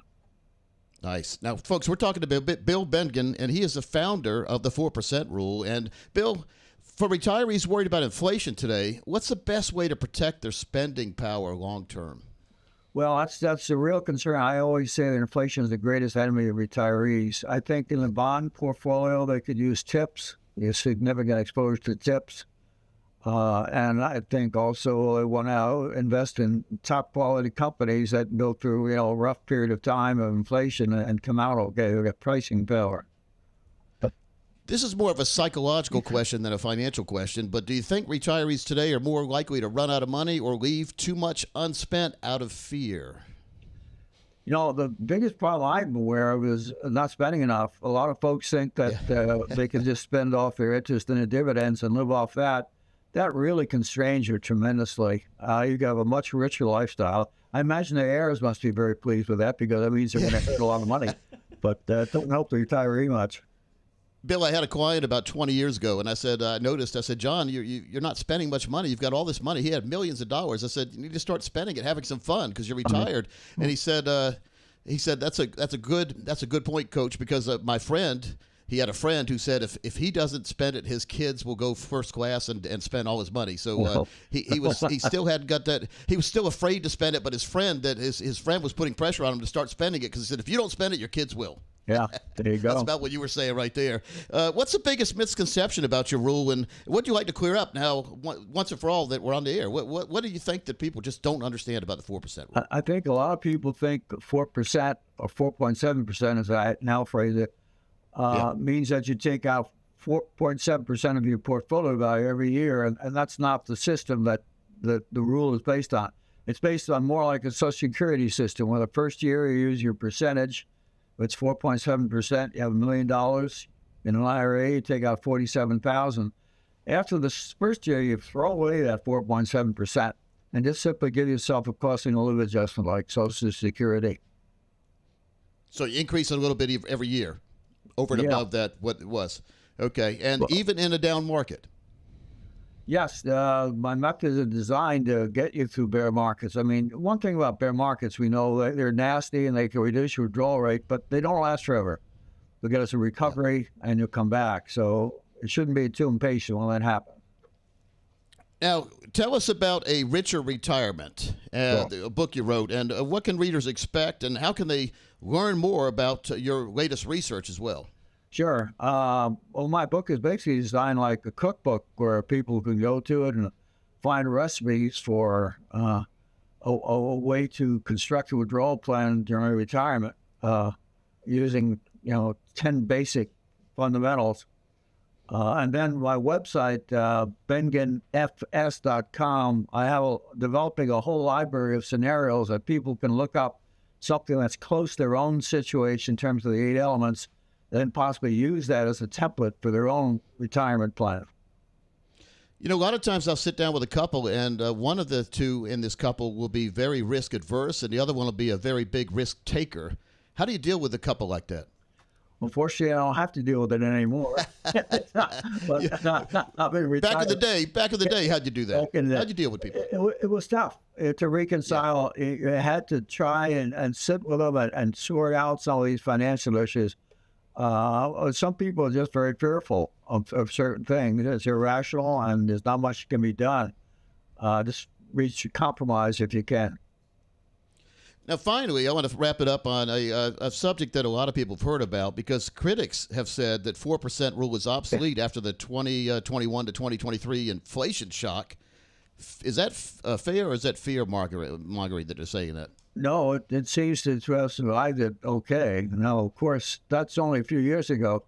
We don't know what will happen over the next 10 to 15 years, which will have a lot to say about what happens to people retired back then. But right now, they're starting out okay. They got hit with a bear market, but then they got a huge recovery, after that. So they're back in clover, I think. We've been very, very lucky, haven't we, with these V-shaped recoveries we've had in the last 20 years? Yeah, that's right. Look at Japan. I mean, it took them forever to recover or get back on the right track, and that's the only thing that worries me, Bill. And I think that these days, though, I think the average investor is a lot more astute than they have been in the past. I think that's why they may help the recovery more than the stock companies themselves help the recovery, because people they have the fear of missing out. So when the stock goes down, they jump in and buy many times. And that's using the correct strategy. Whether it is today, I'm not so sure. Yeah. But yeah, I agree with that. Back in the day, they say, try to buy a falling stock was like trying to catch a falling knife. Yeah. And that is true on some of these penny stocks that go down. But for the traditional S&P 500 companies, that doesn't really apply these days, does it? I mean, it is good to buy low and sell high. Yeah, I think if you're investing in a broadly diversified fund, you're protected against individual business risk. And The policies haven't been good. I've been licensed to offer long-term care for over 30 years. Yeah. The policies haven't been good. I've been licensed to offer long-term care for over 30 years, and I've never offered a single standalone long-term care policy. Now, I have offered a lot of these new life insurance policies because they have the long-term care. They've got, let's say you don't need the long-term care. It turns into a tax-free death benefit. Right. Let's say you need income in retirement. If we set up right, you can get a tax-free retirement income from it. Life insurance is really the Swiss Army knife in the financial world. Yeah, I think more people will be going towards a life insurance way because I own the traditional long-term care, and it's a great product. So I'm going to get benefits. I got a good one before, but the premiums have gone up. Right. Now we've been told they're not going to go up anymore. That's what they always say. I hope that's true. But the nice thing about the life insurance is that you've got this bucket of money.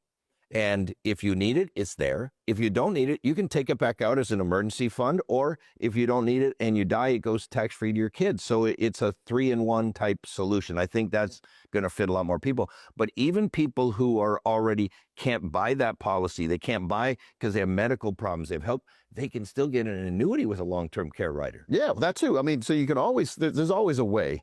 You can't take the first rejection and say, well, life stinks, so I guess I'm going to have to be where I'm at. No, there's always alternatives, Tom. And so that's what we've specialized in the last 30 years is finding the alternatives to get you where you need to be. And that's why I think it's so important to work with a financial professional.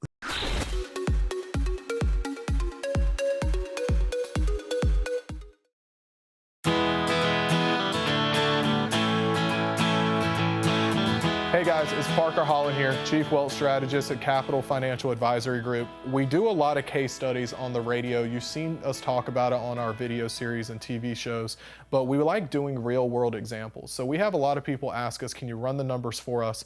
And they're even comfortable with us using them here on the board for you. This is a real study from a radio listener that came in, and we're not looking at the comprehensive plan here where we go tax, healthcare, Medicare, Social Security. We're looking solely at the income off their investments because that's what we all save for. Bills and taxes never stop, but paychecks do. Like Coach Pete says, you got to replicate the income. So here's a real world example for a radio listener. They're currently 57 and 55. Husband and wife, spouse, doesn't matter what you're looking at. There's normally always an age difference most of the time, but they're looking at retiring in 7 years. So what we're looking at here, this will be age 62, and then of course with layover, overlap, this is going to be closer to 64.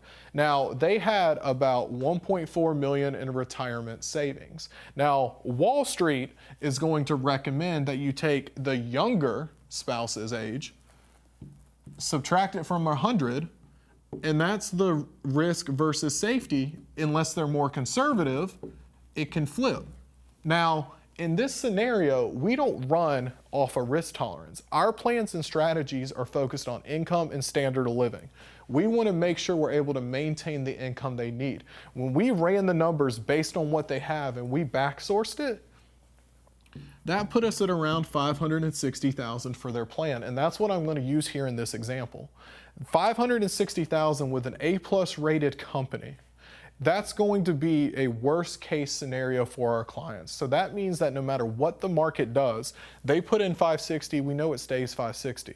What we're doing is instead of holding an IRA or a retirement account with a custodian broker like Fidelity or Vanguard, we use insurers like Nationwide, North American, Athene, Allianz, A+ rated, and they all incorporate strategies and incentives, whether it's bonus percentages, dollar values. Well, here we're just talking about income. We're not focused on what the accounts are doing for bonus or incentive. We're focusing on what they generate. So worst case scenario, we want to know no matter what the market does, what does that 560 get us? Targeting a 7-year window. Now, age of death, we normally do spreadsheets and 30-year models, but in this scenario, let's go a little farther because people are living longer. Let's go to age 97. That income received worst case scenario is going to be $60,000 a year. Now, that's off of the $560,000 number. This is assuming 0% returns, which means by age 97, there'll be no money left, but they're still getting the income. The spouse is, no matter who outlives who, or if they die at the same time, that standard of living is going to be met. We're not counting outside accounts. We're not counting Social Security. We're solely looking at that 560 alone. Now, we know we got bigger issues if the market does 0% every single day. So let's look at actual performance. 7 to 15% over the same life expectancy. We're not looking at a set rate of return here. This is where most calculators get in trouble. They run a fixed 7, 9, 10% number. The market doesn't do that every single year. The market fluctuates. It has years of -20, +20, 7, 15, 55. Let's just say it stayed between the historic averages over the next 40 years. That means that the income, instead of starting at 60,000, would start closer to 70,000. 57, 55, wait 7 years, what's it do? Well, that income is going to continue to grow every single year as well to 160,000 plus. That's inflation protection. But the goal is to live off the icing without touching the cake. What does this number grow to? Well, as I just mentioned, we're taking income, but our goal is to not drain principal. That's going to be over 3.7 million left for their heirs in that same period of time. These strategies are targeting growth, income, consistency without picking growth or safety. We're eliminating the focus in the standard norm and focusing on income yield so that the outside accounts, Social Security, everything else is icing on the cake. If you want your own plan or strategy or you want to see what your numbers do, give us a call, shoot us a text, go to our website and just poke us and let us know what you're looking for, and we'll give you your own exact numbers.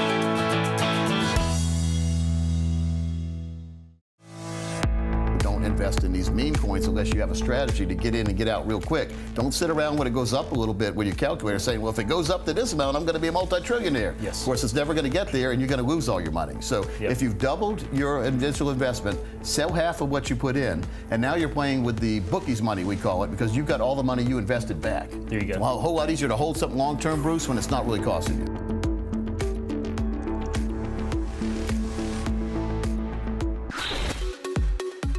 One of the big risks in retirement is sequence of returns risk. Oh, yeah. Americans do not understand that risk. So kind of, how do you explain it? Well, basically, the day you retire is a very big day, and it can become a gigantic day if the market starts to go down that day. So now you're starting to take money out of your retirement. This is if you don't have a real plan put in place. A lot of you're trying to manage yourself. You're just going to take money out of the stock market accounts you have, and you're going to, supposedly, you have that 92% chance of being okay. But the market keeps going down. You keep taking money out as it goes down. The beauty of the stock market, if you have the time horizon on your side, is if a stock goes down and you really believe in it, you don't have to liquidate it. You hold it till it comes back up. If all that money in the stock market is money you need for retirement, you're going to have to start liquidating that money because you need it. So that's why we say keep that stock market money alone, build a force field around it with annuities. So have annuities give you the income of retirement and leave your stocks alone. Therefore, the stock market can do its thing. Stock market doesn't go up all the time. It doesn't go down all the time. But over time, it goes up if you have that time to leave it alone. Usually people buy high and sell low. That's what happens. But if you're selling low because you have to, because you need that income, you're not in the right place. You don't have a true retirement plan. Yeah, and what's even worse is the more the market goes down, the more you have to sell. Yes. Because your shares are reality. 2025, looked at the good, the bad, and the ugly about my finances. And I mean, it was tough, I'm not going to lie, but now that we've gotten it going, I'm ready to start investing some money. We started, you said, Coach, I want to get my finances back under control or under control for once or whatever you said. Coach, I'm in debt. I'm in debt. We bought a house, we bought furniture, we bought all the stuff to go in the house. We bought new curtains and glasses and dishware. How am I going to start investing if I'm in debt? So we put a plan together. And what did we do in January? So in January, we started buying the debt down. Yep. And really started buying working the debt on down. Like the smallest ones and really paying those off. And I have thrown like every extra penny that I could possibly throw at it. You took the highest interest rates. That's what we identified. Those are the big termites, the financial termites, high interest rates. Doesn't matter what the balance is. Yeah. Well, and I had some furniture and stuff that was 0%. So I said, I'm going to wait. Yep. You know, we'll get that last because it's 0%. Don't wait to the last minute on that, though, because if you don't pay it on time, they're going to go back and charge you interest on from day one. And zonk you and put fees on there. So you need to pay that. Wow. And don't wait till like the day before. Make sure you pay that off like 30 days before they say that if you don't pay it, they're going to get you. Okay? Financial termites. Yes. That's why you got to get a copy of his book. And I think for me, the next question is, what do I need to be focused on with, investing? Do I need to get into crypto? I'm trying to maximize Jackson's college savings account and then my Roth IRA. And it's a lot. Like honestly, it's hard for me to manage the day-to-day. Instead of jumping right into crypto, like getting your own Coinbase account, some of the brokerages like Fidelity and stuff have their own Bitcoin account. So they're investing in Bitcoin for you, so you don't have to go through all that. You just invest in their ETF, it's called, like a mutual fund. And IBIT is one of the ones you get in that you can own crypto without having to go through all that crypto game. IBIT is a symbol. It's doing pretty well since it's come out. So look at that. You shouldn't despair. You've done a good job of paying some of that debt off, getting that high interest rate out of the way. We've already talked today. We had a great conversation because now you realize that if you owe even 1 penny on that zero financing for 36 months, they're going to go back and get you interest for every single dollar they loaned you. And I explained some of this in my book here, the big book on retirement. I go in further detail in the second book I ever wrote. I've written 19 now, but the second book I wrote was the fine print fiasco, what they don't want you to know when you buy, borrow, and invest. And so if you call now, if you're watching this and you want to get a copy of both of these books, we'll send them to you at no cost or obligation. All you have to do is call the number you see on the screen. Or let's give the number out right now. Yes, 919-794-7900. Or text Amanda to 600-700.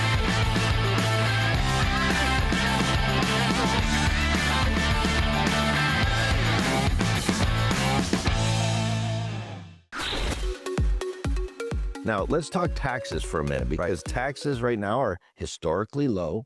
What should people be doing about their tax situation or retirement? Just came out with a book this year. It's over 250 pages called Tax Savvy Retirement. And so who cares how much you have if it's going to get killed by the tax man? If you have a big piece of cheese, it turns into Swiss cheese really quick before you would see it. So we need to make sure there's ways that we can isolate some money from the tax man. There's some special tax balancing we could do. If you have a big gain and a loss, we'll sell the loss and sell the gain and come with that, take that money and now you have a tax-free basically. So there are a lot of tax strategies out there that are overlooked, underutilized, and should be used all the time to put people in control of their retirement. Let's dig a little deeper into that, because Roths play a big role in that. Love the Roth. And cash value life insurance can play a big role. So talk about some of the ways that you can get people tax-free income. Yeah, well, the Roth is a good one, but the problem is the more money you make, the less you can qualify for it. So what I found, I call it Roth times 2, is the life insurance industry. Yeah. And matter of fact, if you haven't had your life insurance policy, if you have one, if you haven't had it analyzed in the last 5 years, you need to, because some of the life insurance companies, matter of fact, the biggest ones, the A-rated ones and above, have come up with something called a living benefit rider on your life insurance accounts. If you have a new policy, you may have that. If you don't, you really need to get it looked at, and you need one, because what this lets you do, Tom, lets you take your death benefit out while you're still here to pay for long-term care. So there's no need for a long-term care policy anymore if you have a life insurance policy. And the beautiful thing about a permanent life insurance policy is once you qualify, they can never kick you out. They can never raise your rates. You can even pay your policy off. So you could be sitting on an asset you don't even know. If you have a life insurance policy right now that doesn't have this, you're costing yourself a lot of money. Yeah. You know, I've moved more of my personal wealth to cash value life insurance. My premium was $226,000 a year on a 12-pay life policy, but all that money and more is sitting in there that I can take out tax-free. And what a lot of people don't realize is much of the money in annuities and life insurance is creditor protected, so they can't sue that. I'm from the state of Arizona. It's 100% creditor protected. That matters to business owners. That's gigantic. That's huge. I mean, who wants to work all your life to build something only to be sued away with it? I mean, if people can attack you these days when they see that big, fat, juicy wallet you have, you're going to be a big target.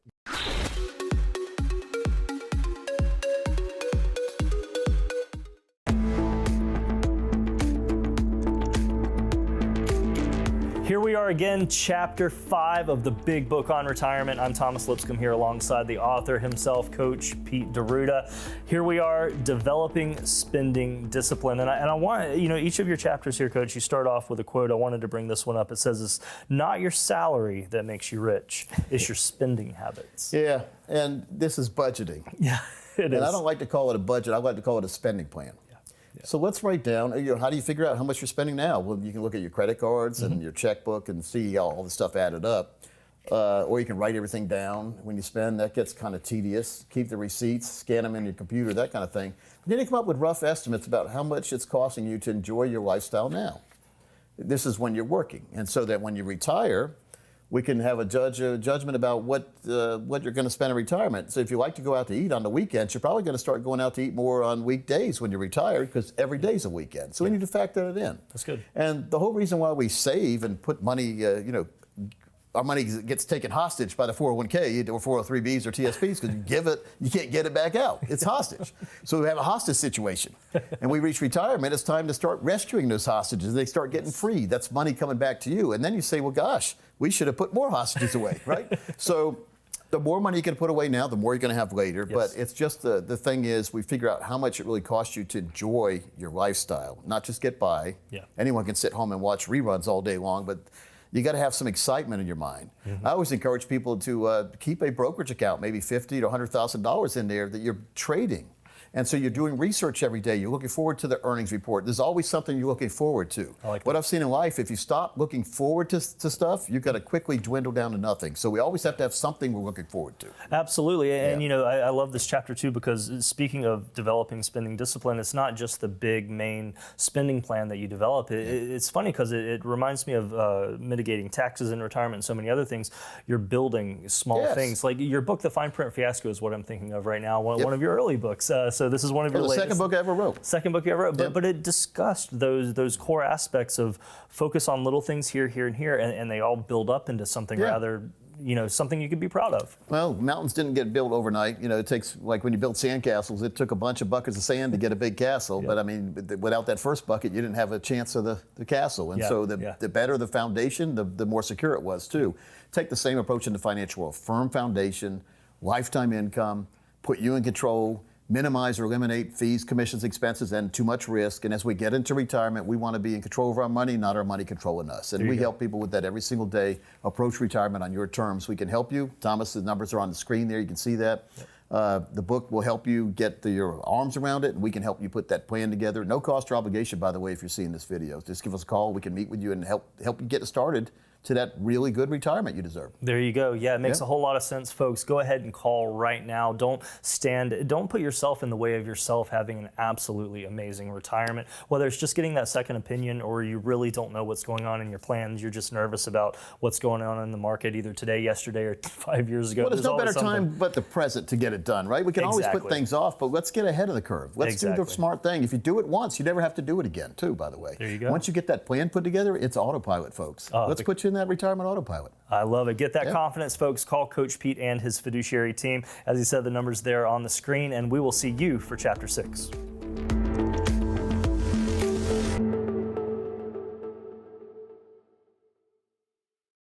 Hey, I'm Coach Pete DeRuda, president of Capital Financial. Folks, the financial world is very, very confusing. That's why we put together a series of educational videos called webinars. You can see them at any time by signing up at CoachPete.com. We'll see you there.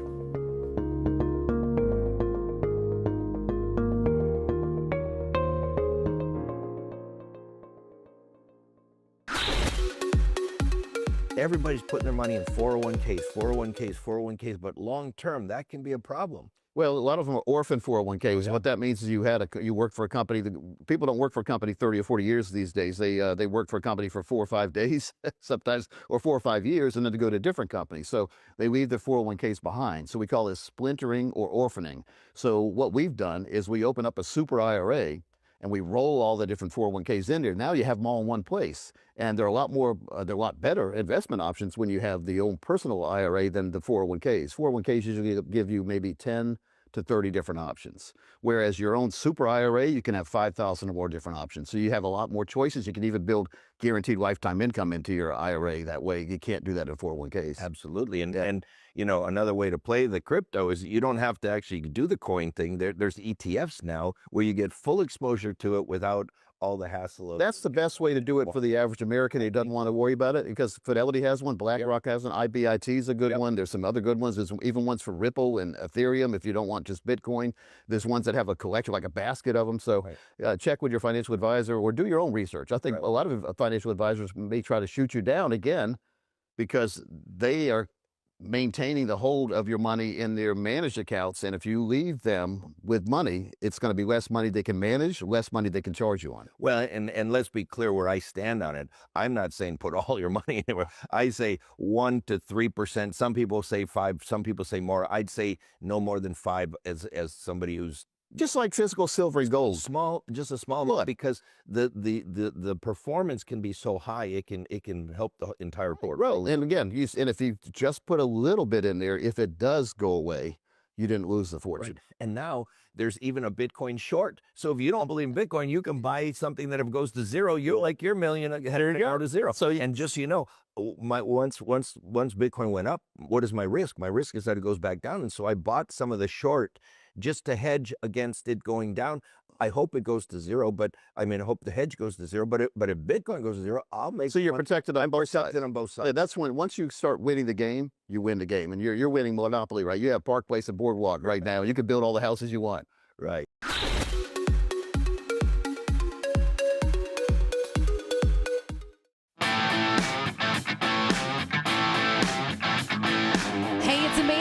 I'm back again with my friend Coach Pete. Coach, everybody I know has a side hustle.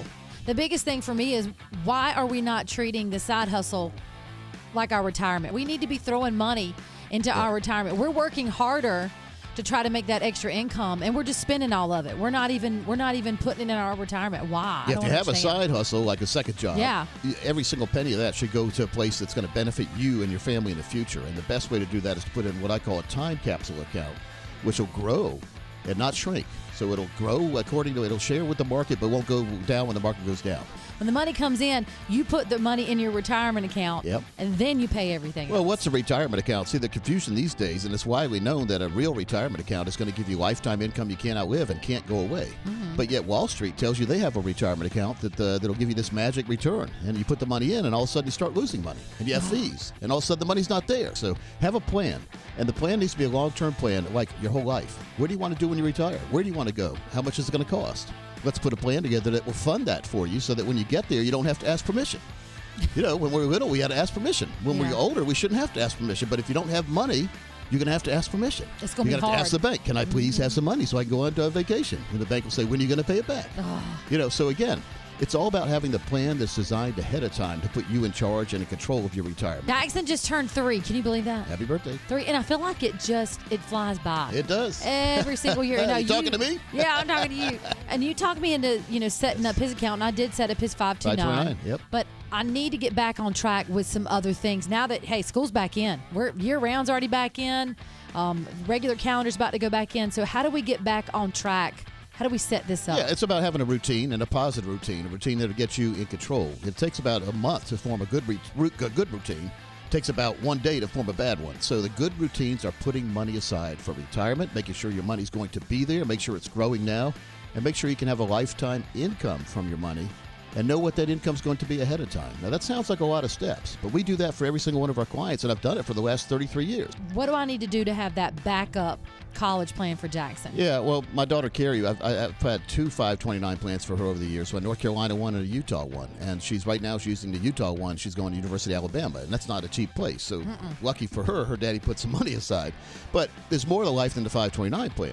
You could put money in your 401k plan and then borrow against it to fund your college education for your child if you wanted to. Ooh. I don't really recommend that. I think you're better off doing the 529 plan, having something that's segmented and that's destined to go to education instead of saying, I want to rob my retirement so my child can go to school. Recently we went on our bucket list trip to Montana, and I met this couple, and they told me that they travel in the country, and they were well into their 70s. And I'm like, how in the world do they afford to do that? And I thought about it. They played their cards right. They retired because they invested and they did it the right way. Investing is one thing, but what I've seen a lot of successful folks lately, they have a tax plan. So that's why I just wrote the book, The Tax Savvy Retirement. Doesn't matter how much money you have if Uncle Sam's stealing it all. So let's design your retirement money in a way that you will benefit more than Uncle Sam will. You are right here in Apex, North Carolina. Yep. This is where you're located, and you can come visit. I mean, literally, he's a North Carolina man. Amanda, I've noticed an alarming trend lately where a lot of advisors from other states are trying to use AI and use a lot of advertising to get people to do a Zoom meeting with them, and all of a sudden you're sending them a check to a different state. I would never do that. So we're local. Come see us. We have 27,000 square feet here in the Coach Pete land, we call it, at Apex. Come see us. All right, Coach, what is the financial fill-up? And there's the sounder. Remember when you're little, maybe you don't, some people do, being in the back seat. I remember being in the back seat of Mom's station wagon, and she'd go to get some gas. She'd pull in, and she'd hear.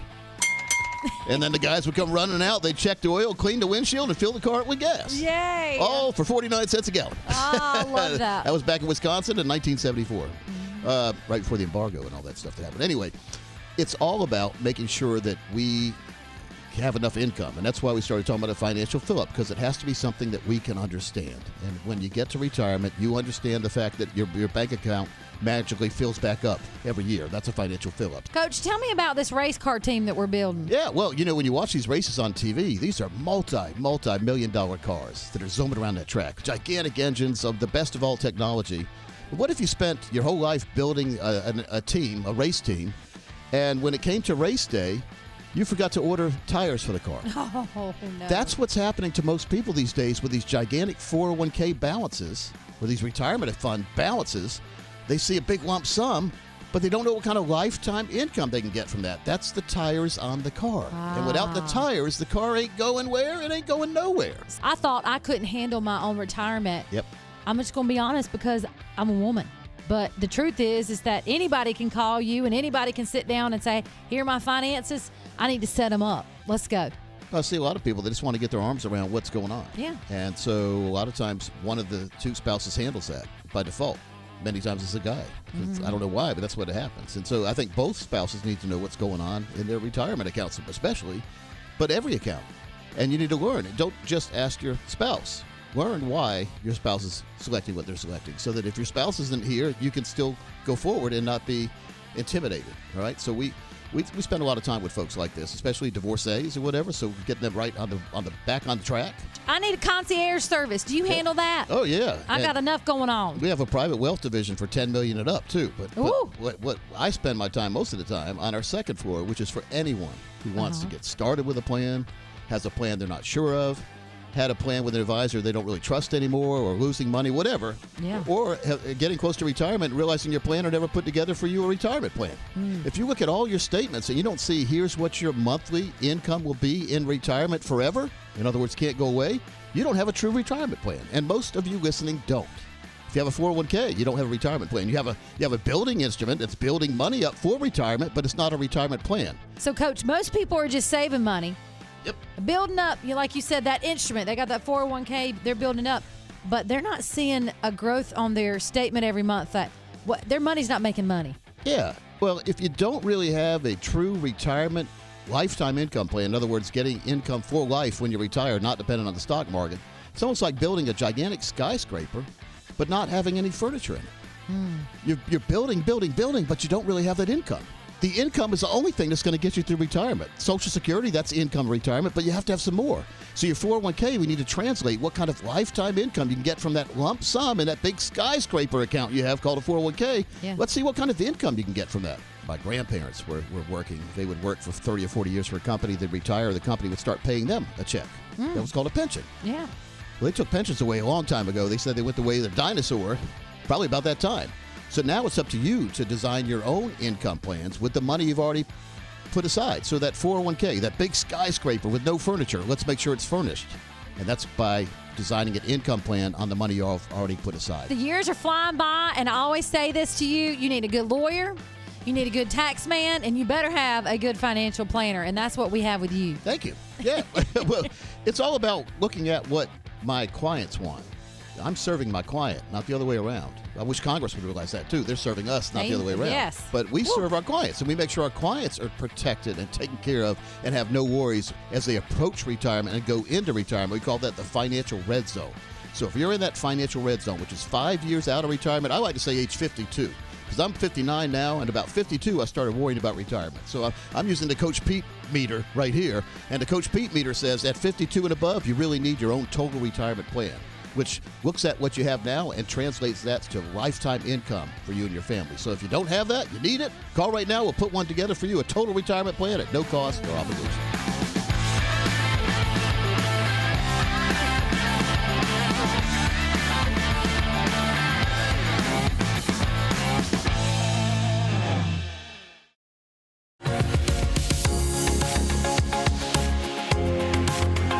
Ready for questions and answers. This is fun. It's been women and money. If I say it too fast, I think women in money. But we're going to talk about some financial challenges that each of us have had. I have Miss Jana, Miss Amanda, I'm Jackie, and Coach Pete. Yay, Coach Pete. Hello. It's going well, don't you think? What a fun series. Really fun. A guy can't complain when he's surrounded by 3 beautiful women. Aww. Flattery gets you everywhere. Yes. Yeah. Flattery gets you everywhere, and confidence in money gets you a long way. I think as I get older, I get a little bit more confident in it, and kind of wrapping up like what we've talked about. It's just the hard stuff is what I call it. These are the hard things that you have to face through the stages, and you just have to. You have to approach it. You have to hit it dead on and handle it. And once you handle it, you check in with Coach Pete once a year to go over your plan. And then your plan is doing its job all by itself. There's a phrase I use, and when you guys think about it, it'll make sense. Confidence with evidence. Oh. So my clients are confident because we have evidence. Yeah. The evidence is they have a total retirement plan. They've got their long-term care taken care of. They've got all their bills paid for. They've got their estate plan handled. That's confidence, and they have the evidence. So confidence with evidence. And once you get that into that level, you're fine.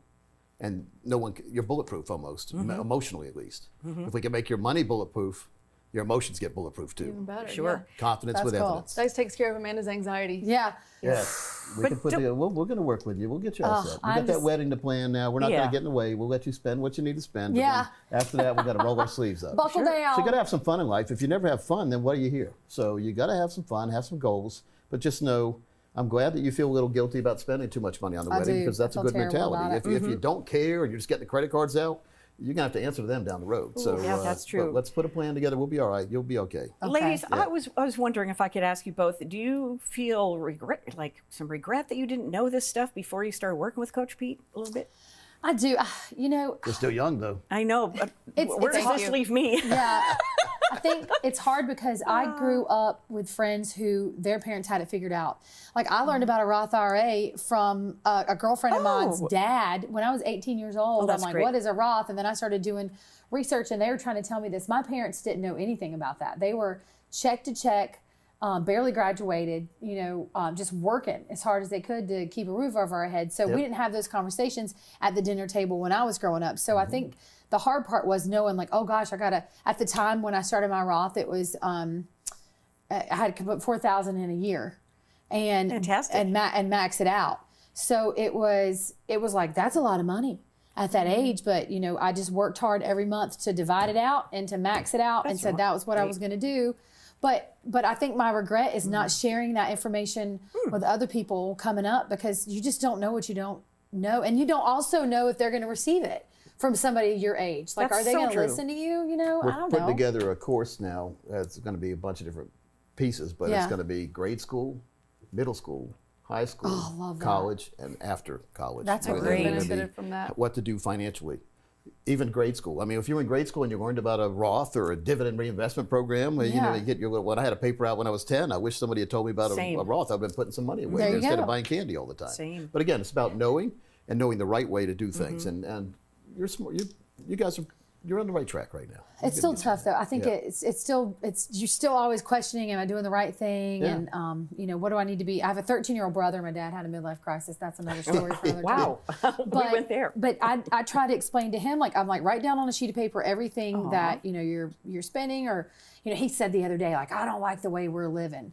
And I'm just like, oh, okay. I'm like, so I made him write down like everything my dad spends. And I'm like, if you don't like your life now, like this is what you'd have to make every year to even be able to afford this lifestyle, then you better be a doctor, lawyer, or surgeon or something to be able to afford this. And I think that kids these days don't know where the money comes from, how the money gets spent, and just what it takes to live. And I say, so to wrap it up, and what I was trying to say is the regret I have is not being harder on being more of a friend than a coach. To the younger people in my life. Yeah, but we're going to make it easier with that series. We're going to come out with a workbook series for But I ages. feel you on will they listen to you. I feel like even in broadcasting, in general, and being in radio and having blonde hair, they never listen to me. They think, Absolutely. Well, I get the feeling people don't listen to me confirm. sometimes too on air. Yeah. So our points are relevant and very important, and a lot of people just ignore them, I guess, and think everything's going to be fine. Ignoring this problem is not going to make it go away, and financial problems get worse. Sort of like having cancer, it's going to get worse, not better, over your years. Unless you take steps, yes. Take a big step and address it and accomplish it and conquer it, and then put you in control. Sure. I was the complete opposite of Amanda, and I still kind of am. I don't want to be bothered with the details. I really don't. Just handle it. I have a lot of clients like that, Jana. They just want it done. Yeah, I want it done, and I control so many different things in my life and my career. When it comes to this, I defer to the expert. I can't be an expert in everything, like you can't be in everything, but you are an expert in this. I don't repair my own cars anymore. Yeah, no. And I trust you. And so I think I wish I had done my research earlier, and it wasn't to educate myself on where to put my money and what to do. My education earlier would have been find a partner. Yeah. Well, that's right. It's somebody you could trust, a teammate. Somebody you could trust where I knew let's check in once a year or twice a year or whatever the thing is, because at different points in life, I wasn't working with that much. Yeah.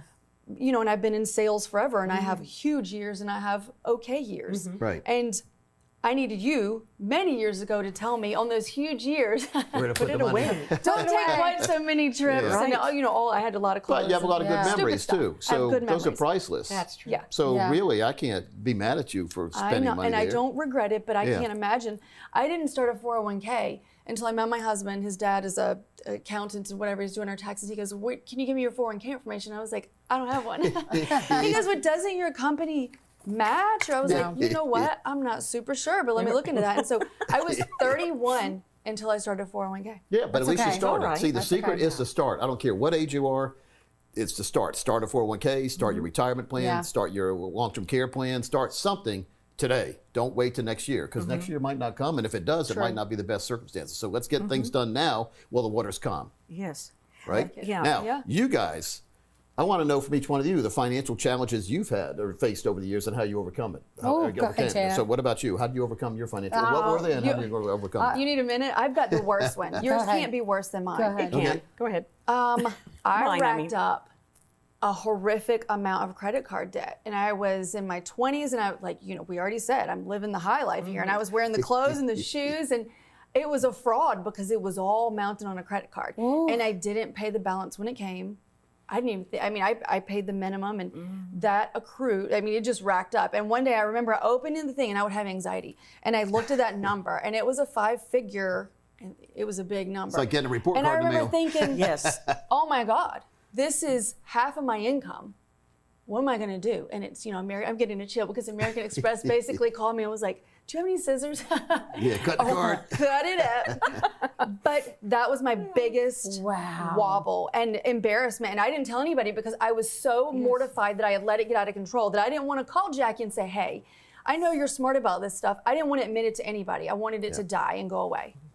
What lesson did you learn from that? Holy cow, if I can't afford to pay this credit card off this month, don't buy it. Yeah, if I couldn't pay it in cash, I can't pay it on a credit card. Great lesson to learn. And I don't think you should extend a car loan any longer than 4 years, by the way. I agree doing with that. 5, 6, 7, 8 years. Oh, that's 72 crazy. months. So really, if you can't afford to pay cash for it, you really can't afford the car. But my max loan's always been 3 years. 3 years, because that's bad enough, right? But you see some of the folks, they're on their 4th car after they started buying overpriced cars, and they would drive for 2 years and then trade it in for another car. Roll that so now negative that equity. 4th car has a value, let's say, of $60,000. Yet their loan they owe is $80,000 because it's all the other bills on the cars in there. So be very careful about toys. Toys can get you in a lot of trouble, especially expensive man toys, we call them, like cars. I was going to say, they think but toys women are fall for the for boys, that too. but Yeah.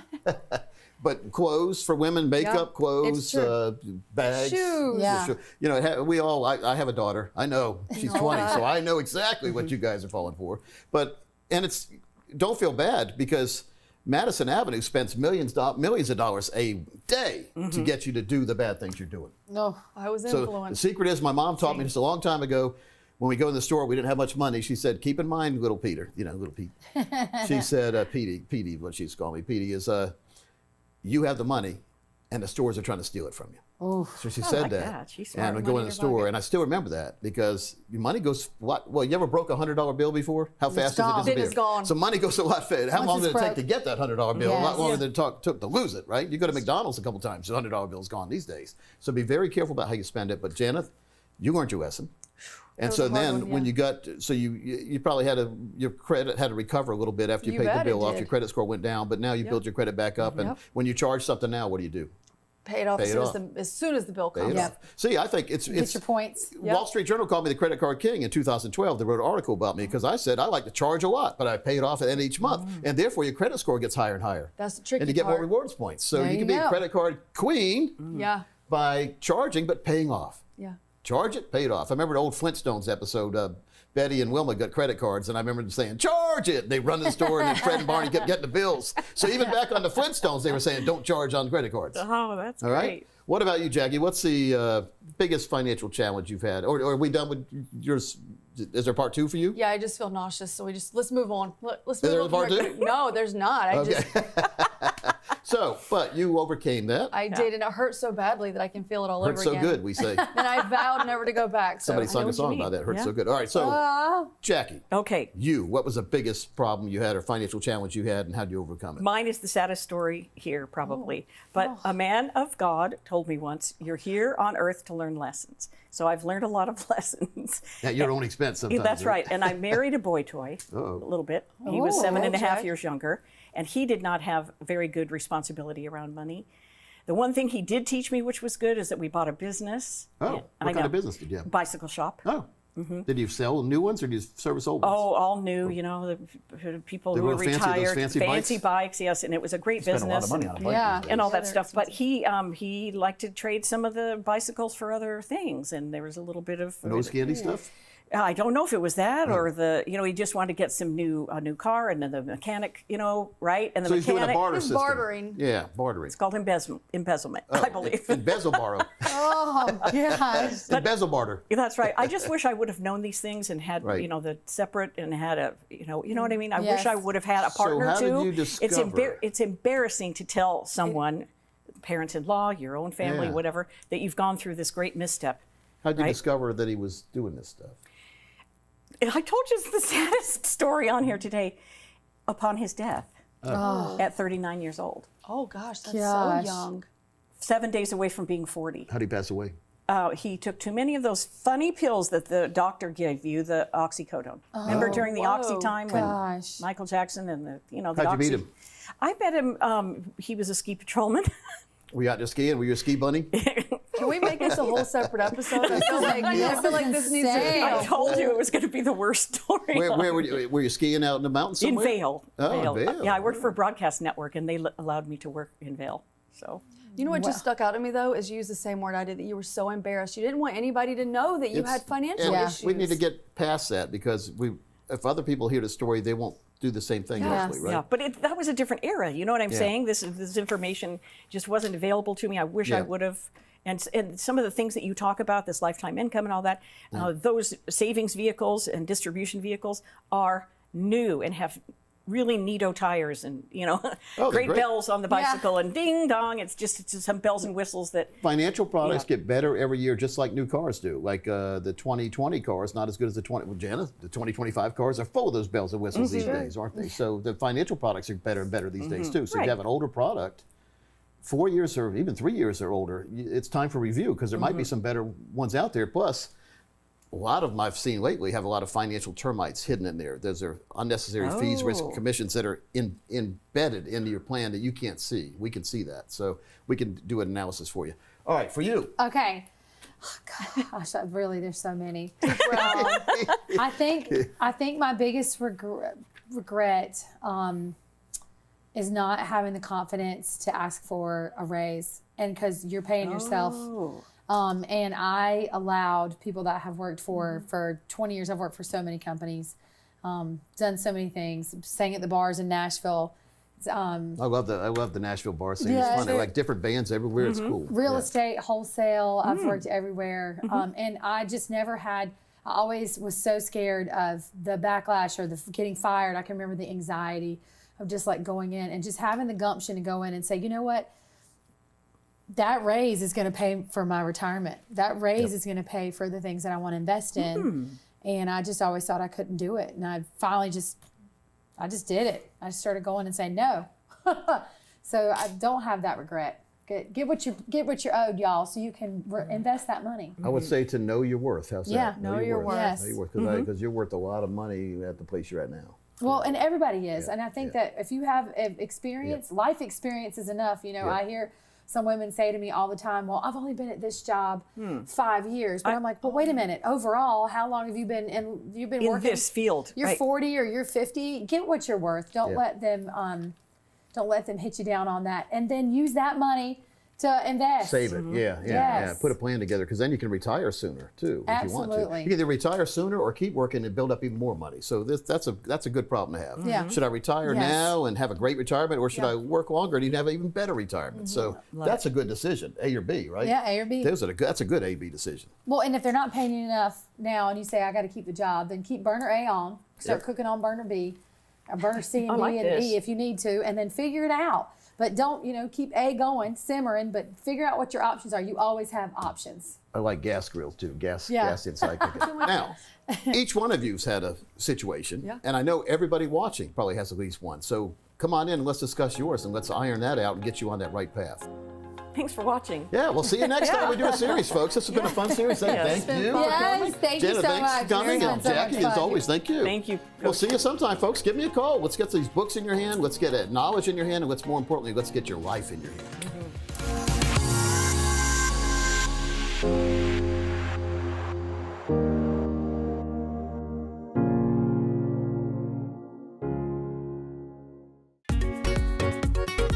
how much of your Social Security income could potentially be taxed? If you know the answer to that, you could be the recipient of one of Coach Pete's free books. Isn't that right, Coach? Yeah, we've got 2 books we're going to give away. You get your 100%. Text or call your answers in to the numbers that you see on the screen and win your copy of one of Coach Pete's latest best-selling books.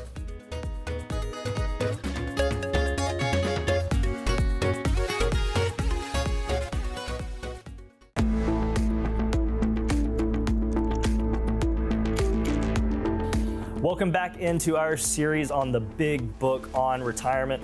I'm Thomas Lipscomb here alongside the author himself, Coach Pete D'Arruda. Thank you for joining us once again in our series, Know the Fundamentals. Yeah. It's huge, Coach. Know the fundamentals.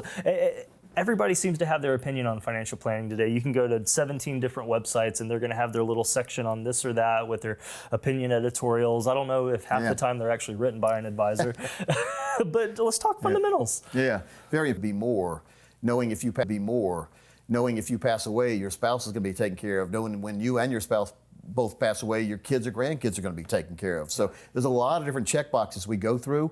Nothing you really have to worry about. You can read about it in the book, or you can get your own plan done. With us at no cost. But well, and that's kind of the whole point of all this, isn't it? You know, we talk about financial planning. You can get into the weeds and know all of these terms and what's going on here or there. But at the end of the day, most people just want to walk on the beach, want to swing the golf club, throw the rod out there and try to catch something good, go flounder gigging, you name it. Like most people don't really want to know this, but at a certain point, you got to find someone you connect, trust with, and make that one decision to get the plan. Because like you said in our last episode there, once it's done, it's done. We go through everything and make sure that everything's in place. There you go. That's what it's all about. Yeah. You know, you got a great quote here from Jack Nicklaus talking golf. Learn the fundamentals of the game and stick to them. Band-Aid remedies never work. No, duct tape. Isn't that nice? Yeah, duct tape. Yeah. No, I mean, but it's such a great solution that we have. There's no need to be cutting corners. There you go. Yeah, we can put you in control of retirement with the money you already have put aside, by the way. Yeah. You're not going to have to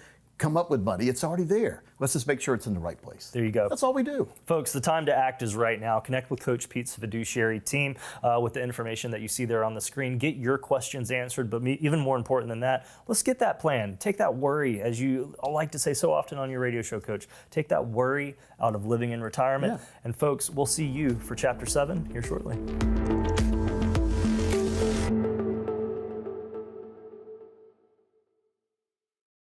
Hey, I'm Coach Pete D'Arruda, president of Capital Financial. Folks, the financial world is very, very confusing. That's why we put together a series of educational videos called webinars. You can see them at any time by signing up at CoachPete.com. We'll see you there.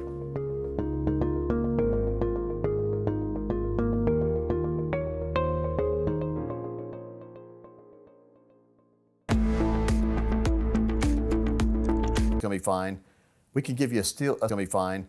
We can give you a seal of approval telling you it's going to be fine. That's a big, big thing right there, because now you have a team behind you telling you everything's going to be fine. Yes. Instead of saying, well, maybe, perhaps, likely, could be. I don't like any of these kind of words. We want definite words with definite positive for you. Exactly. And the end game doesn't just end or apply there. You know, I hate to bring it up, but one of our colleagues here, Bruce, had a friend who poorly took out funds from a 401k and didn't invest them back in and was hit with that huge tax penalty. You talked about that on the radio show a couple weeks ago. He asked me a question from a friend. And you have 60 days once you take money out of your own IRA to put it in a different IRA, or you get that tax bill. That money becomes taxable. So you got a 60-day clock.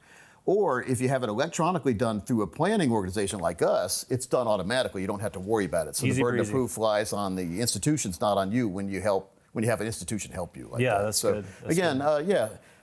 That's a big time bomb for folks if they do the wrong thing with money, or your money in IRAs. When you take that money out, you're going to have to pay tax on it, unless it's a Roth IRA, which is tax-free. If you have a Roth and a regular IRA, then people say, well, which account should I start taking money out first when I'm in retirement? My opinion, if you got some money growing tax-free, keep it growing tax-free. Take the money out of the taxable accounts, keep that money growing tax-free over there, because the good thing about a Roth bucketing strategies. Technically, these have exit strategies at each point as well that are, you guys are always tailoring these, aren't you? Every now and then just updating, making sure everything's heading in the right direction. 32 years I've been doing this, Thomas. 32 years I've seen about any kind of situation you could ever imagine. Yeah, I bet. So that's why it's good to go, like when I go to my doctor, he's been around for a while, and so he's seen, no matter what I say, he's seen it before. He doesn't have to start Googling. You don't want your planner learning with you, in other words. Oh, man. And so we've seen the mistakes people have made, and our objective is to make sure you don't make those same mistakes. There you go. And the definition of insanity is doing the same thing over and over again, expecting different results. But a genius learns from other people's mistakes. Yes. Well, we'll learn from other people's mistakes to put a plan together for you that makes a lot of sense. Very powerful. Very powerful. So get your own plan now. There's no cost or obligation. You've got the book. The book is a great tutorial, by the way. But then you can have the teacher.